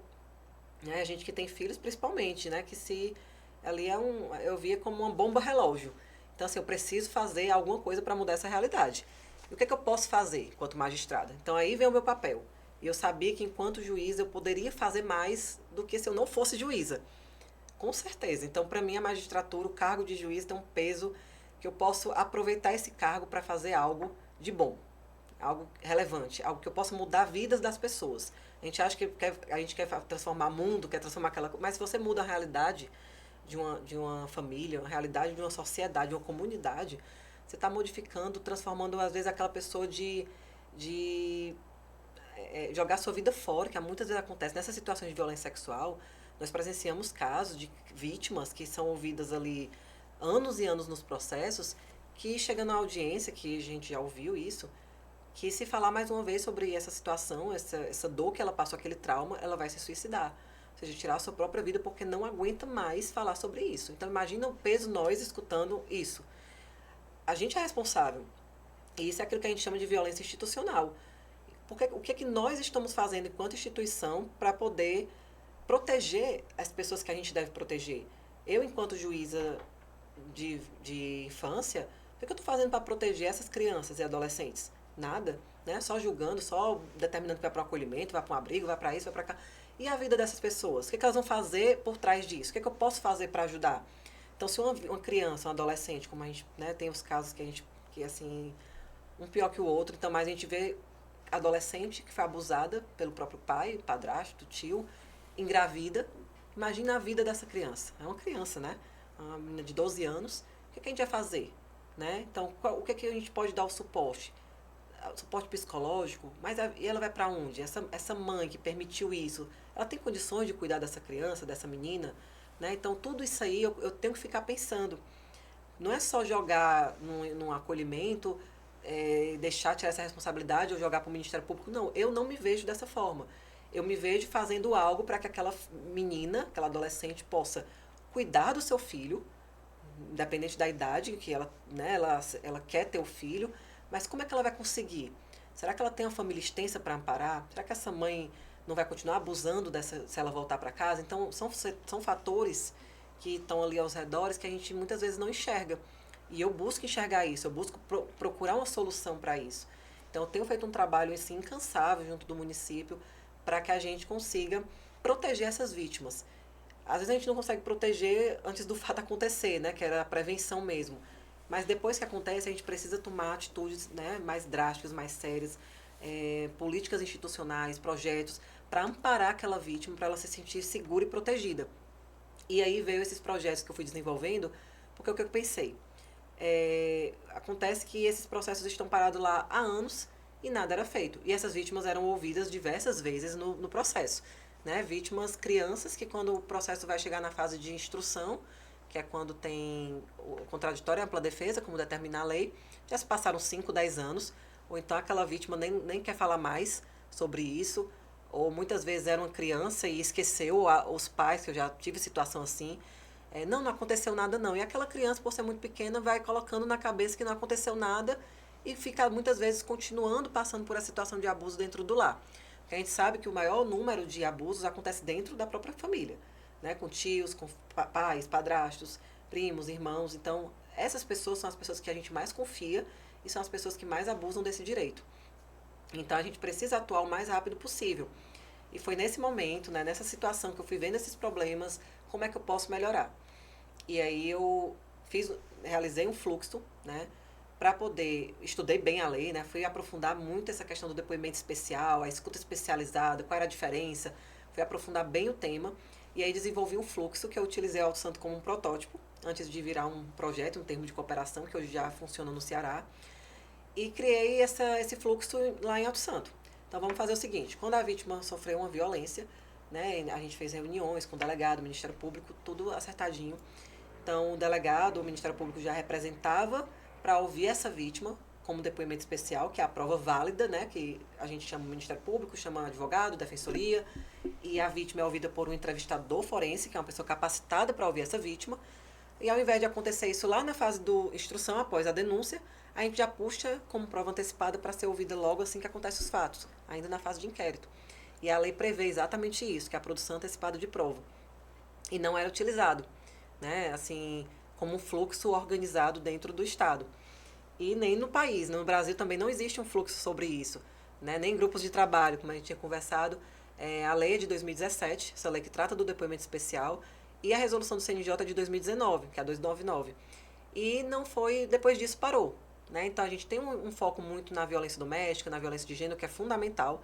Mas essas meninas, crianças, adolescentes que estão sendo violentadas são meninas que vão virar mulheres que muitas vezes vão estar inseridas num ambiente de violência doméstica por, né, perpetuar essa questão da violência, um ciclo de violência que não consegue mais romper. E aí a gente precisa romper desde da origem. Então essas meninas, essas crianças, né, que estão sendo abusadas, elas vão perder sua vida, porque vão ter filhos muitas vezes precocemente, não tem o apoio da mãe, porque muitas vezes, e olha, não são poucos os casos, as mães são omissas, porque querem manter um relacionamento com aquela pessoa, então permite que aconteçam os abusos dentro de casa, sabendo disso.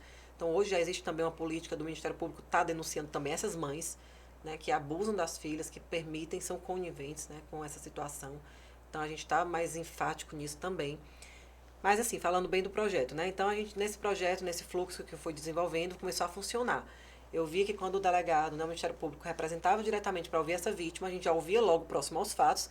Então crianças que foram violentadas ali com 5, 6 anos já eram ouvidas, elas falavam tudo, né? A criança geralmente fala tudo quando é muito perto, para não deixar o tempo apagar a memória. E aí, com base nisso, a gente já tomava as medidas cabíveis, ou determinava prisão, ou afastamento do lar. E aí o inquérito se encerrava muito rápido, porque já tinha aquela prova mais importante, que era a palavra da vítima. E aí já vinha o Ministério Público com a ação penal, fazia audiência de instrução só ouvindo agora testemunhas e o réu, e aí já sentenciava. Então, um processo que demorava 5, 10, 15 anos para terminar, estava terminando hoje, termina com menos de um ano.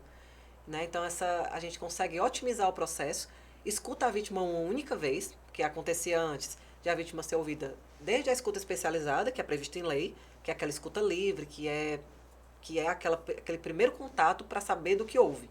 E o Conselho Tutelar precisa estar capacitado para poder remeter para as autoridades, né, competentes para tomar as providências. E até isso a gente tinha dificuldade. Então eu tive que fazer reuniões com eles, para eles entenderem como preencher um formulário, como entender, como não perguntar e não revitimizar essas crianças. Então tudo isso aí foi um passo a passo longo, né?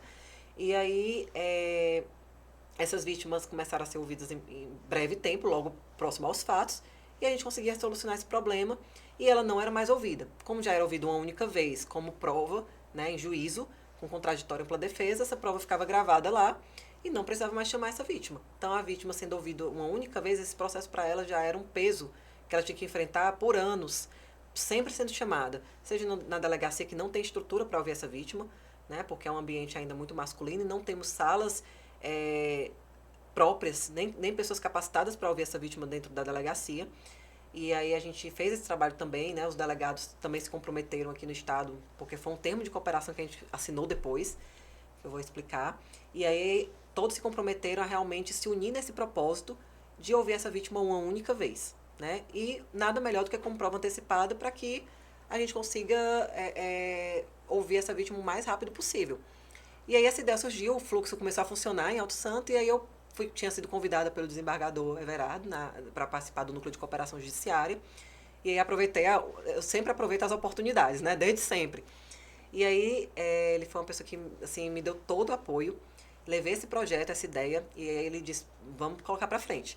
E aí foi fazendo as reuniões, chamou todo mundo, chamou o Ministério Público, o OAB, todos os envolvidos, as instituições, né? Procurador-Geral de Justiça, o presidente da OAB, então, defensor-geral, todos se uniram. E aí quando foi em julho do ano passado, em 2023, foi assinado o termo de cooperação. Presidente do Tribunal de Justiça, com todos os envolvidos. E aí fomos aprimorando para implementar isso no Estado. Então fizemos várias reuniões, fiz as reuniões com os juízes, com o Ministério Público, com a polícia, todos, né, para a gente entender o funcionamento, como é que seria isso. Internamente também precisava melhorar o sistema, porque o SAGE, que é o sistema que a gente trabalha, né, de processos criminais, ainda não está no PJE. O que acontece? Nessas demandas de produção antecipada, eu pensei, como é que a gente vai fazer isso para poder ser rápido? Porque estava indo por carta precatória. A gente tem um núcleo de custódia que já funciona como juiz de garantias aqui no Ceará. Então, esses núcleos de custódia a gente já está até avançado, porque o juiz de garantias, o CNJ está determinando agora que os tribunais tenham, né? É obrigatório ter para que não haja essa contaminação, né, de inquérito com a prova do processo. E no Ceará, nos interiores, já tem esses núcleos. Nós temos 6 núcleos. O meu núcleo, por exemplo, é o 6º núcleo, que é em Crateús. Então, assim, quando existe uma demanda no inquérito, tem que ir para o núcleo. Então, esse pedido, essa representação vai para o núcleo de custódia, e do núcleo de custódia tem que ir para o juiz da unidade onde vai ser ouvida essa vítima, né? Que é o juiz, que é o local de domicílio, porque essa vítima não tem como ser levada para o núcleo de custódia para ser ouvida. Isso revitimiza também, gera um constrangimento. Então, até isso foi pensado. E como é que ia daqui para cá? Carta precatória. Carta precatória é demorado, se perde. Então, o que eu pensei?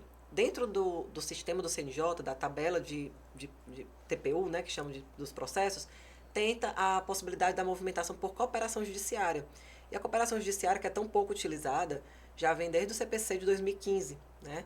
Então, está tendo uma política de fortalecimento da cooperação, mas pouco se usa, assim, é divulgada.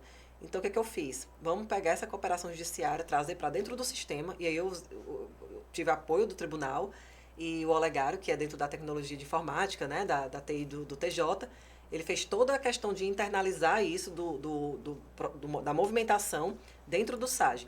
Então, a gente já não usa mais carta precatória, e essa movimentação entre juiz do núcleo de custódia e juiz do domicílio está indo agora por uma mera movimentação. Então, é como se o processo fosse remetido para uma fila. Ele cai já numa fila lá do gabinete, o gabinete vai poder, já chega lá criamos inclusive uma tarde, que antes tinha uma tarde que era oitiva de menores. Só que a gente não usa mais o menor, né? Esse termo menor que remete ao Código de Menores, que já mudou. Então, a gente mudou essa nomenclatura para ficar uma tarde identificando um processo desse, que é de relevância, né? Que envolve menores. E aí tem oitiva especial de crianças e adolescentes. Então, quando vem um processo desse, já vem com a tarde igual a réu preso, para identificar que é um processo prioritário. Então, tudo isso a gente criou. E aí vai vir para o juiz da unidade, o juiz da unidade já vê aquele processo diretamente, faz aquela oitiva, escuta aquela vítima e já devolve para o núcleo finalizar o inquérito, também por movimentação de cooperação. Então, acaba que ficou tudo mais célere, sem usar carta precatória. Então, assim, melhorou em tudo. E aí a gente fez também, junto com o laboratório de informática do tribunal, criou um fluxo em linguagem simples, com desenhos do Ministério Público, tribunal, bem legal, que depois eu posso lhe passar, que é um passo a passo, um fluxo de uma forma simples para entender o passo a passo de como é que funciona. Então, tudo isso aí foi feito, foi implementado e hoje já está funcionando no Ceará inteiro. Então, esse é um filho para mim, porque é algo que eu pensei lá no comecinho, quando eu assumi, a gente tomou posse em janeiro, mas aí teve o curso de formação, e aí eu entrei em exercício oficialmente em abril. Então, em abril já surgiu essa ideia, em maio já levei para o núcleo, em julho já foi assinado o termo. Então, foi tudo bem rápido. Então, eu escrevi tudo, fiz o fluxo todo bonitinho. E aí, esse ano, depois das reuniões, que tem várias reuniões para a gente alinhar, porque precisava alinhar com todas as instituições, né, o funcionamento. E aí, esse ano já está sendo feito, né, implementado. E eu fiquei muito feliz quando o Olegário, um dia desses, me mandou a mensagem que no começo, quando a gente foi fazer um levantamento de movimentações de cooperação judiciária que era utilizado no tribunal, tinha pouquíssimas. E quando ele me fez um novo levantamento que está sendo utilizado agora com essas questões da violência sexual, já tem quase 300 movimentações, né? Então, assim, a gente conseguiu mudar uma política uma estrutura que vinha viciada, né? Onde estava revitimizando essas crianças e adolescentes, sendo ouvidas várias vezes durante o processo. E agora, utilizando da prova antecipada e desse fluxo, elas estão sendo ouvidas uma única vez. E o processo está se encerrando em menos de um ano, e um processo sendo célere, rápido, eficaz, e tomando as providências cabíveis no menor tempo possível. Seja para determinar uma prisão, seja para determinar um afastamento do lar. Porque o quanto mais rápido a gente faz isso, mais a gente protege essa vítima. Porque o que acontecia? Quando a gente não tinha isso rápido, essa vítima, existia uma representação, existia uma denúncia, mas como nada era feito, ela continuava sendo abusada dentro de casa do mesmo jeito. E aí vem aquela história, cadê a credibilidade do judiciário? Essas vítimas começaram a ter casos subnotificados. Elas não tinham mais coragem de relatar, de falar isso, de denunciar sobre isso, porque nada era feito. E hoje eu faço uma política dentro do município, onde eu estou, e dentro desses termos de cooperação que eu venho fazendo, também internamente no município, de dar palestras em escolas, levar informações para essas vítimas, para elas criarem coragem de denunciar. Porque quanto mais denúncias, mais situações a gente for sendo notificadas de verdade, a gente vai poder agir. Porque o judiciário não age de ofício. Então, se elas não denunciam e não levam para as autoridades, e as autoridades não estiverem preparadas para conseguir resguardar aquelas vítimas, proteger e tomar as medidas cabíveis, não vai chegar para a gente tomar uma atitude, fazer justiça realmente. Então, a gente precisa gerar uma credibilidade nessas pessoas, na sociedade, que elas confiem que o sistema está funcionando. Então, é isso que eu tento levar, porque eu faço 2 projetos diferentes. Esse que foi do fluxo, e um outro dentro do município, que é um de conscientização. Inclusive, o nome do projeto é Auri Moura Costa, que é a primeira juíza mulher, né, de redenção aqui do Brasil, que foi aqui do Ceará. E o nome veio bem, assim, sugestivo, que é dentro do município onde eu atuo, fiz isso em Alto Santo, e agora já estou para assinar o termo lá em Boa Viagem, que é de fortalecimento dentro das escolas, com professores, com todas as pessoas que são envolvidas dentro da rede de apoio do município, de assistência, para conscientizar e capacitar essas pessoas, esses profissionais, para quando houver uma denúncia, aquela vítima se sinta à vontade de falar, as pessoas que estão ali saibam ouvir. Porque não adianta nada aquela vítima procurar um professor para, às vezes, denunciar um caso de abuso que está acontecendo dentro de casa, e aquele professor ter medo de denunciar, porque acontece. Né? Ter medo de denunciar porque as famílias vão ameaçar, porque existe um grupo faccionado, enfim. A gente precisa trazer segurança e apoio do judiciário, e eu faço isso demais lá, eu tento aproximar mesmo, dizer, olha, a gente está aqui para se ajudar. Então, o que vocês precisarem daí, comuniquem aqui, eu sou canal aberto mesmo, porque o que a gente puder fazer, a gente faz. E tem melhorado muito, esse diálogo tem melhorado muito e salvado vidas. É porque a gente não pode entrar aqui no detalhe dos processos, são sigilosos, mas a gente tem conseguido salvar literalmente vidas. Né? Então, esse trabalho de prevenção, ele é essencial. Então, se eu vejo hoje, você me perguntou, do cargo de magistratura como juíza, acho que é uma missão, né, questão social mesmo, é utilizar esse cargo para fazer justiça lá na origem, na causa, né?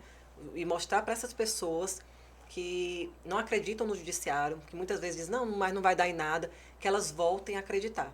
Que eu busco muito, que eu falo muito nas palestras, nas escolas, para essas mães, pais, eu busco muito falar com os pais também, porque são eles que geralmente, é daí que vem os abusos, né?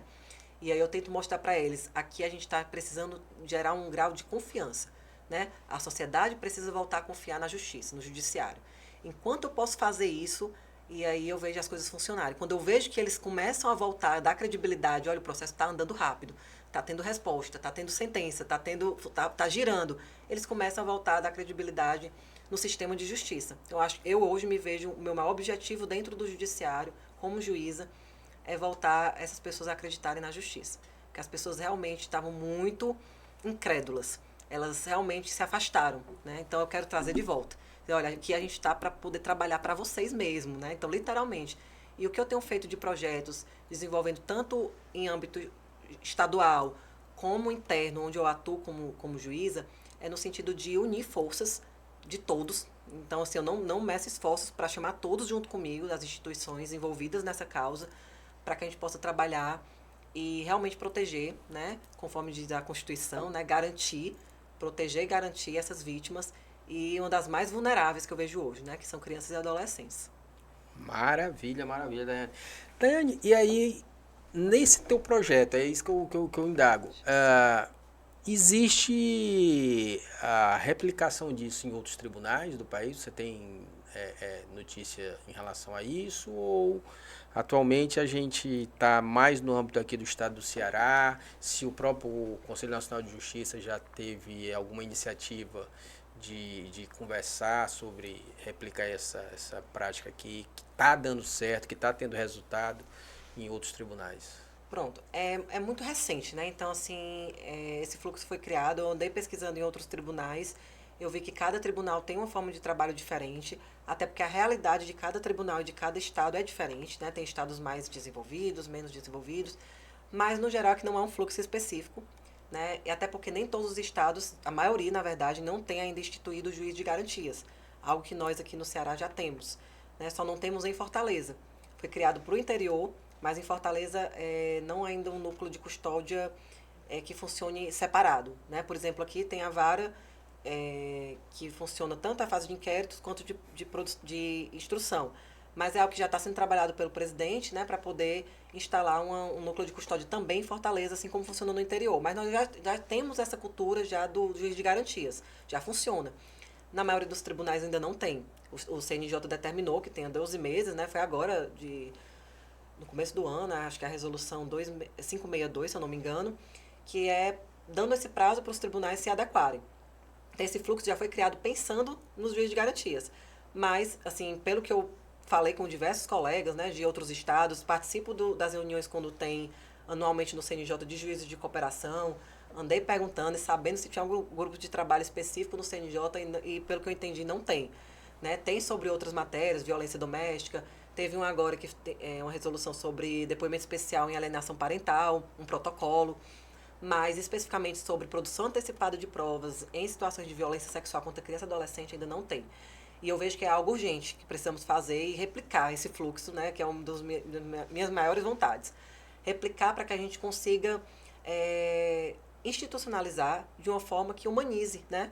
Porque eu acho que o nosso objetivo realmente é diminuir, porque não vamos evitar, mas é diminuir a revitimização. Essas vítimas precisam ter seus direitos mínimos preservados.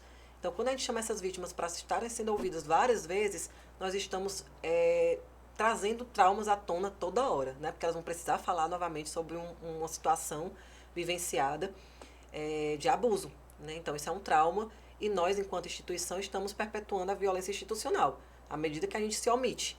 Ou então, né, a gente nada faz, se omite ou não procura melhorar a situação. Então, o que eu busco hoje, né, e realmente era replicar isso nos outros estados, nos outros tribunais. Lógico que sempre de acordo com a realidade de cada local. Não dá para aplicar literalmente como está no Ceará, num outro tribunal, no outro estado, porque cada um tem uma realidade. Inclusive aqui, nós não temos equipes multiprofissionais, que são psicólogos, assistentes sociais, que são essas pessoas que desempenham o papel de entrevistador forense. Nós não temos no Ceará pessoas assim profissionais do quadro. Né? Nós temos pessoas capacitadas, inclusive dentro desse termo de cooperação, foi feito algo incrível de capacitar, através do NUDEP, que entrou também no termo de cooperação, que é o Núcleo de Depoimento Especial, com a desembargadora Tereze, que fez um curso de capacitação e essa ideia veio dentro do termo, que era para poder chamar pessoas de dentro dos fóruns, servidores, cedidos, pelo menos uma pessoa, para se capacitar, fazer o curso, né? E se fosse aprovado, poder ser entrevistador forense. Então foi uma vitória porque hoje a gente tem, na maioria das comarcas, pelo menos uma pessoa capacitada e quando chega uma demanda dessa para a gente ouvir uma vítima, a gente já pode marcar dentro da pauta do juiz, junto com aquela pessoa da própria vara, para ouvir o mais rápido possível a vítima. Mas a nossa realidade do Ceará ainda não é de uma equipe multidisciplinar como acontece lá no Rio Grande do Sul, em São Paulo, que eles têm pessoas do quadro, psicólogos. Nós não temos. Então a realidade é diferente. Então a gente precisa, a questão do objetivo mesmo, não revitimizar e obedecer o que está dizendo a lei. Né? Então a produção antecipada de prova eu vejo hoje como um mecanismo assim, importantíssimo, porque já vem do CPP, né? E aí trouxe também nessa lei do depoimento especial, de a gente conseguir ouvir essa vítima simplesmente uma única vez, como prova válida, né, perante o juízo, para que a gente consiga tanto proteger os direitos dela e esse processo termine de uma forma mais rápida.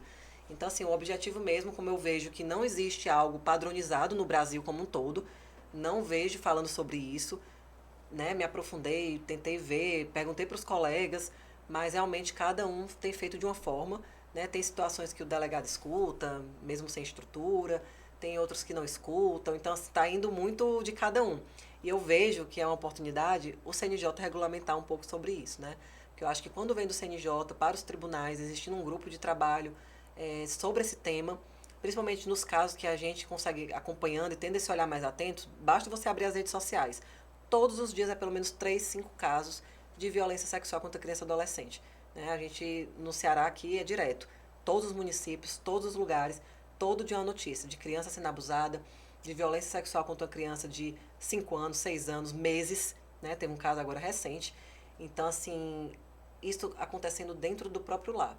Então, até quando a gente vai permitir, até quando a gente não vai falar sobre isso? E eu sei que muita gente pergunta para mim, eu não sei como é que consegue falar sobre isso, né? Porque é um assunto difícil, é um assunto pesado, para quem tem filhos principalmente. Mas é o que eu penso, se eu não falar sobre isso, quem é que vai falar? Então, assim, precisa alguém estar falando, né? Para a gente poder estudar mais, procurar outras formas de combater e institucionalizar um fluxo que funcione, né? Ou então replicar de uma forma que o objetivo seja adequar esse fluxo de acordo com a realidade de cada tribunal, mas como fosse assim, aquele objetivo maior, não revitimizar. O que a gente pode fazer para não revitimizar? E aí eu acredito que precisa mesmo desse empenho institucional, todos os tribunais estarem juntos, porque aí isso é algo que está no Ceará. Mas como seria bom isso ser propagado, né? Essa ideia ser propagada, ser levada para frente, ser discutida, né, por outros locais, a gente vê as estruturas dos outros tribunais, conhecer mais uns aos outros. Nós somos tão, assim, tão grande, né, mas precisamos também estar unidos, porque é por um objetivo em comum, né, proteger esses direitos e garantias dessas crianças e adolescentes. Até porque muitos de nós, enquanto atuamos como juiz, juíza, nós estamos seja na competência criminal, atuando nesses processos de estupro de vulnerável, seja na competência civil, atuando como juiz da infância e juventude. Então acaba que a gente está sempre ligado.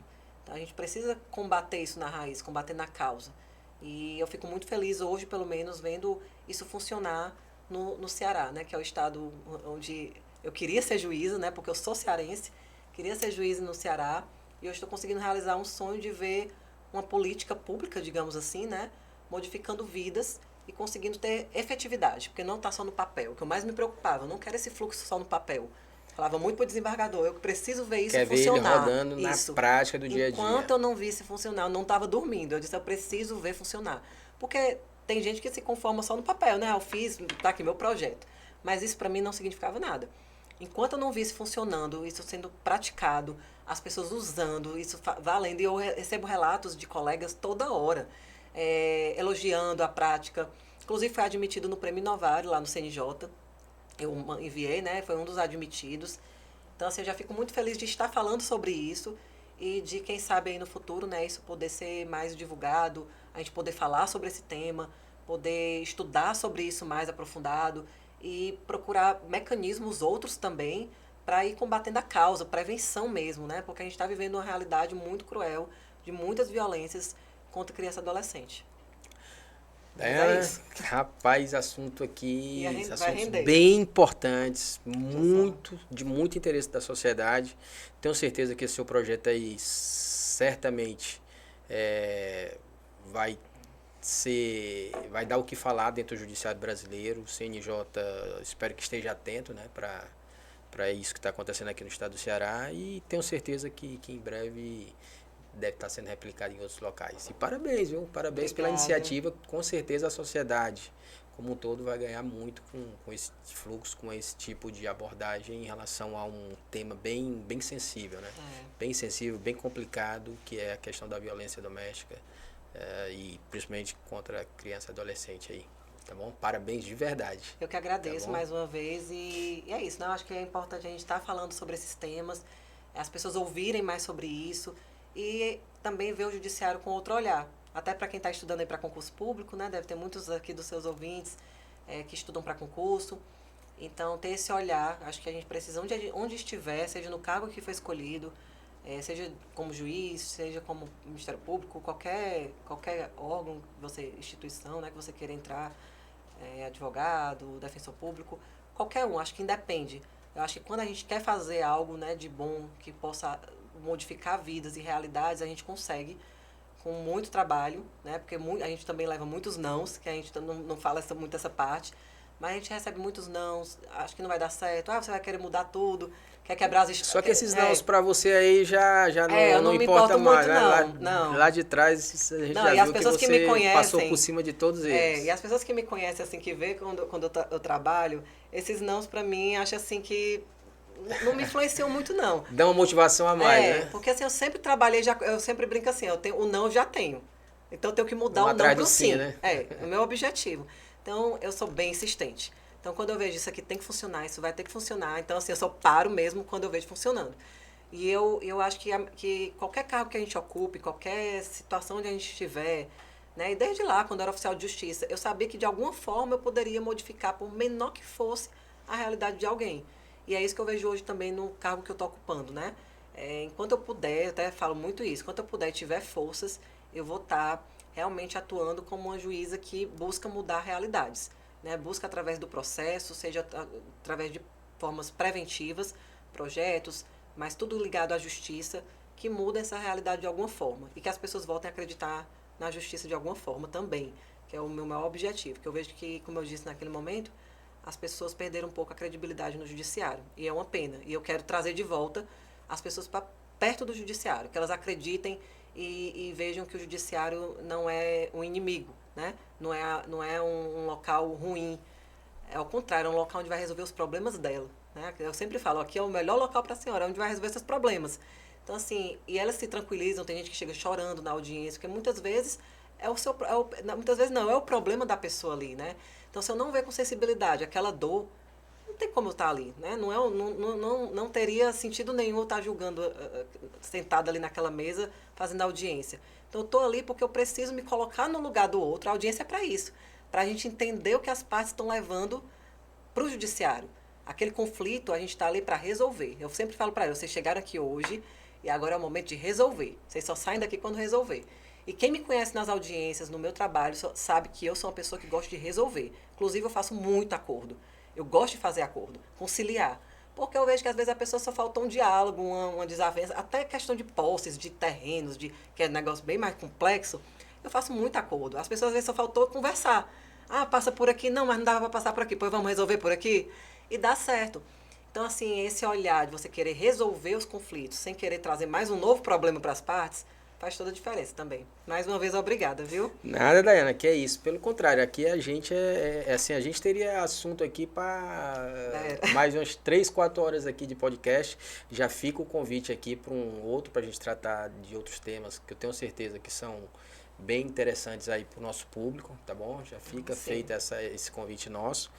E por hoje eu queria que você desse suas considerações finais, Daiane, mas trazendo uma mensagem, né? Uma mensagem porque uma grande parte dos nossos internautas aí são pessoas que estão justamente nessa fase que você já passou, fase de concurso público, de não saber ainda qual é o cargo que ele quer ocupar no serviço público, se de oficial de justiça, de magistrado, de promotor, enfim. Eu queria que você desse uma mensagem principalmente para as mulheres, né? Que às vezes têm uma dificuldade com certeza bem maior do que os homens, né? Até porque muitas delas às vezes têm a maternidade como uma situação que para você foi um obstáculo, mas que você soube superar muito bem. Eu queria que você desse suas considerações nesse sentido aí, de dar essa mensagem aí para essas pessoas que estão nessa situação. Então, né? Para cá mesmo? Pode ser, né? Fica à vontade. Falar aqui direcionado Você comanda. como se fosse para todos.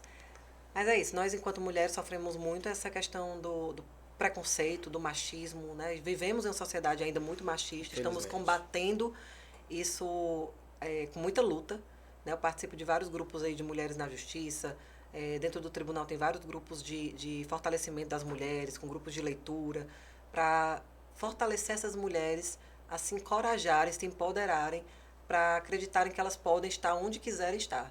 Assim como os homens foram criados com essa mentalidade de que eles podem, nós também temos que mudar a nossa mentalidade. Isso é uma construção, não é da noite para o dia, mas é algo que precisa ser trabalhado urgentemente.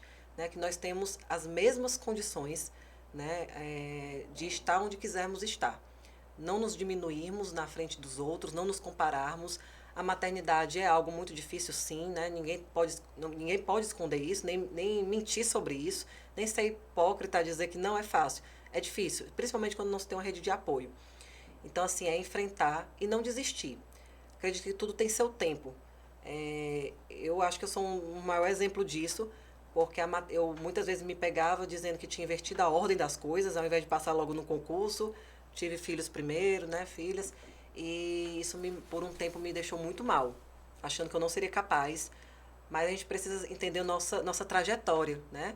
E entender que cada coisa tem seu tempo. Nós não podemos nos comparar com a realidade de uma outra pessoa. Seja uma pessoa que não teve filho, ou de uma pessoa que teve as melhores condições para estudar, isso não quer dizer absolutamente nada. Então, o que eu quero deixar aqui também como mensagem é que a gente acredite na nossa história e acredite no nosso tempo.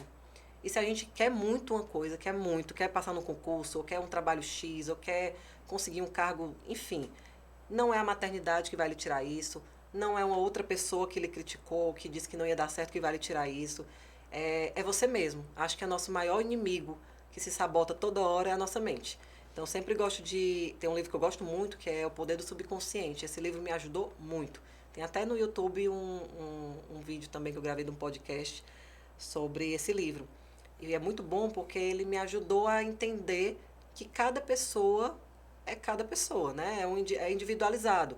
Então, quando eu entendi que eu queria isso, queria passar no concurso, e que eu tinha que respeitar o meu tempo, e eu sabia que eu só ia parar quando eu entendesse que não era mais o momento, ou então quando eu conseguisse, né? E eu disse, não, eu vou respeitar o meu tempo, se eu não passar dessa vez, eu tento na próxima e vai. O importante é que eu entenda que eu tenho o meu tempo. Então, quando eu comecei a pensar dessa forma, mudar minha mentalidade, não perder meu tempo me comparando com outras realidades, que cada um tem uma forma de estudar, tem uma forma de pensar, enfim, são realidades totalmente diferentes.